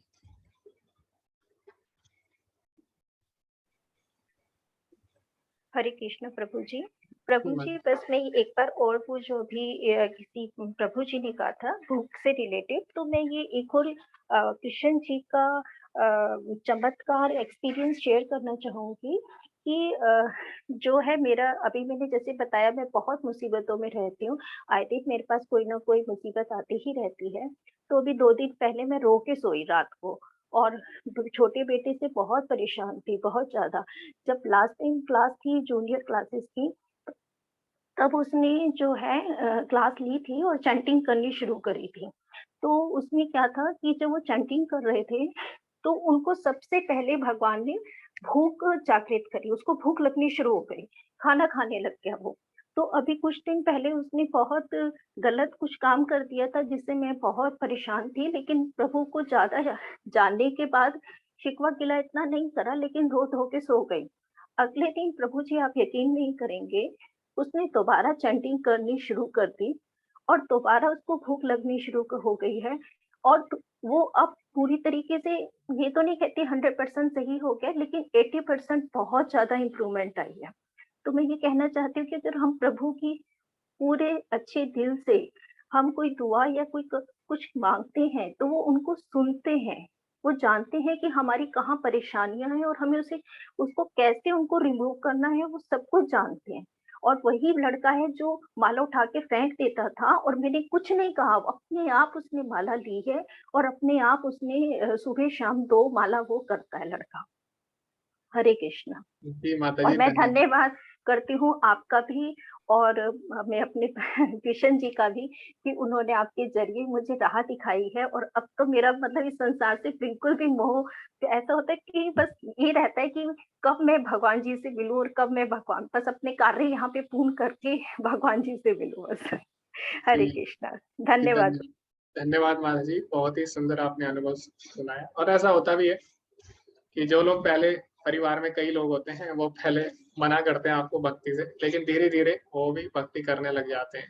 तो भक्ति इतनी मधुर है, आनंदमयी है कि एक बार जब तक कोई इसका स्वाद नहीं ले लेता तब तक लोग, हो सकता है इसको कुछ भी बोले, लेकिन एक बार कोई इसको अगर टेस्ट ले लेता है, भगवान क्या बोलते हैं, विषया विनिवर्तन्ते निराहारस्य देहिना रसवर्जम रसोपेशम परम दृष्टा निवर्तते। भगवान बोलते हैं अगर किसी को भक्ति का ऊंचा रस मिल जाता है, रसवर्जम रसोपेशम परम दृष्टा निवर्तते, तो जो बाकी दूसरे रस है उनको छोड़ देता है।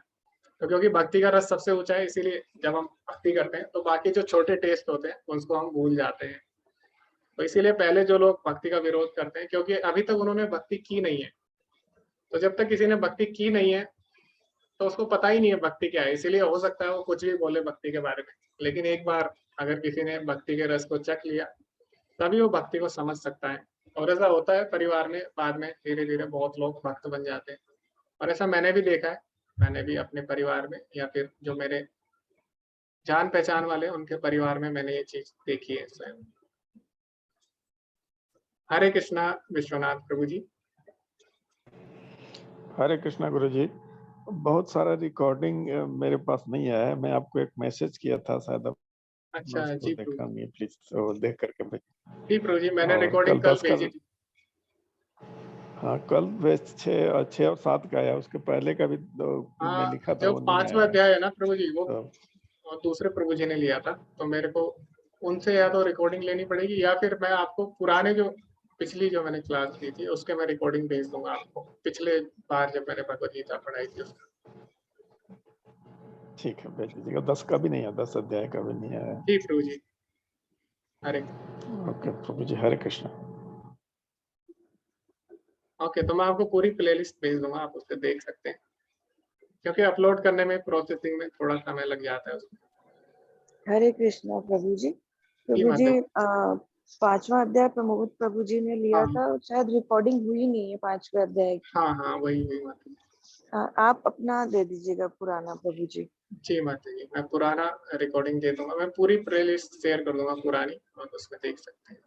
जी प्रभु जी, हरे कृष्ण। हरे कृष्ण। ओके, पूनम माता जी बोले उनके हस्बैंड ने भी चैंटिंग शुरू कर दी, तो ये भी बहुत अच्छी बात है। जी माता जी, बहुत ही अच्छी। हरे कृष्णा। अजय प्रभु जी, आप कुछ पूछना चाहते हैं? हरे कृष्णा प्रभु जी। प्रभु जी, भक्ति योग, कर्म योग और ज्ञान योग, इनको तीनों को किस क्रम में रख सकते हैं? जी, तो जब हम क्या करेंगे, अगर हम ज्ञान भगवान के बारे में लेना चाहते हैं तो ज्ञान हमें कैसे आता है, भगवान क्या बताते हैं, तद्विधि प्रणिपाते हैं। ज्ञान योग में भगवान बताते हैं गुरु के पास जाओ, वैष्णवों के पास जाओ, भक्तों के पास, उनकी सेवा करो, उनसे प्रश्न, विनीत भाव से प्रश्न करो, तभी तुम्हें दिव्य ज्ञान प्राप्त होगा। तो दिव्य ज्ञान मैंने बताया कि हम पैसों से नहीं खरीद सकते, उसके लिए हमें क्या करना पड़ता है, भगवान के भक्तों की शरण में जाना होता है या भगवान की शरण में जाना होता है। तो अर्जुन तो भगवान की शरण में गए डायरेक्ट, क्योंकि भगवान उनके सामने थे साक्षात रूप में। लेकिन अभी हमें क्या करना है, अभी हमारे पास भगवान के भक्त हैं, हमें उनकी शरण में जाना चाहिए, उनसे भगवत गीता सीखनी चाहिए। और वो दिव्य ज्ञान हमें कैसे प्राप्त होगा? जब तक हम कुछ नहीं करेंगे, सेवा नहीं करेंगे, कुछ कर्म नहीं करेंगे, तब तक वो ज्ञान हमें प्राप्त नहीं होता। तो उसके लिए हम क्या करते हैं? भगवान की सेवा करते हैं। जैसे कि अभी हम चैंटिंग कर रहे हैं, हरे कृष्ण महामंत्र का जप कर रहे हैं, या फिर अगर आप भगवान के लिए कुछ सेवा करते हैं तो उसको कर्म योग बोला जाता है। तो कर्म योग यानी भगवान के लिए कर्म करना। तो उससे क्या होता है, जब आप भगवान के लिए कर्म करते हैं तब आप भगवान के बारे में अगर सुनते हैं तो आपको ज्यादा समझ में आता है, क्योंकि भगवान को आप तब तक नहीं समझ सकते जब तक भगवान स्वयं अपने को प्रकट ना करे। और भगवान किसको प्रकट करेंगे? जो भगवान की सेवा कर रहा होगा। अगर आप भगवान की सेवा करेंगे तो क्या होगा? इससे आपको दिव्य ज्ञान समझ में आएगा और आप ज्ञान योग तक पहुंच सकते हैं। और ज्ञान योग, जब आपको ज्ञान हो जाएगा कि भगवान कौन है, आप कौन है, तो आप भगवान की और अच्छे से सेवा कर पाएंगे। जैसे कि अगर आपको पता लगेगा कि भगवान इतने श्रेष्ठ, इतने महान है, भगवान के बारे में ज्ञान होगा, तो स्वाभाविक रूप से आप क्या करोगे? उनकी सेवा यानी भक्ति योग तक आप पहुंच पाओगे।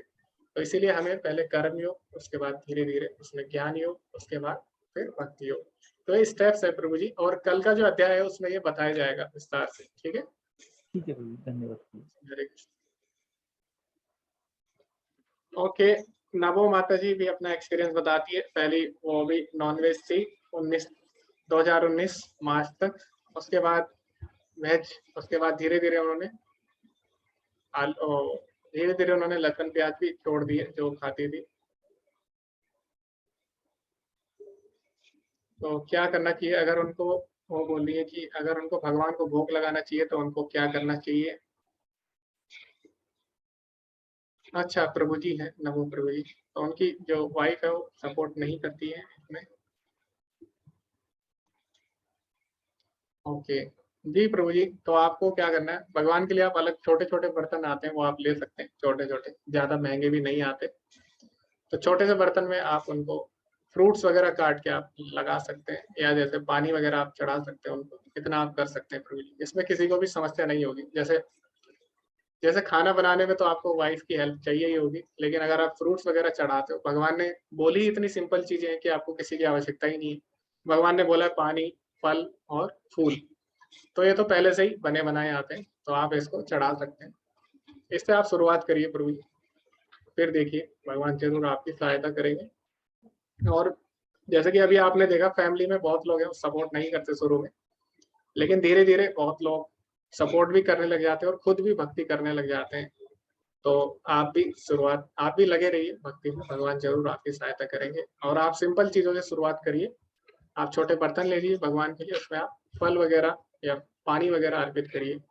जैसे अभी मैं हूँ, मैं भी हॉस्टल में रहता हूँ, तो यहाँ पे खाना बनाना अलाउड नहीं है, तो मैं भी यही करता हूँ, भगवान को फल वगैरह या फिर पानी वगैरह चढ़ाता हूँ। तो आप भी इससे शुरुआत कर सकते हैं।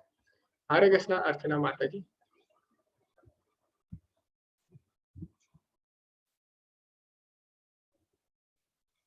जी अर्चना माता जी, आप अनम्यूट करिए, प्रश्न पूछ सकते हैं, उसके बाद हम आज का अध्याय समाप्त करते हैं। हाँ, जय श्री कृष्ण।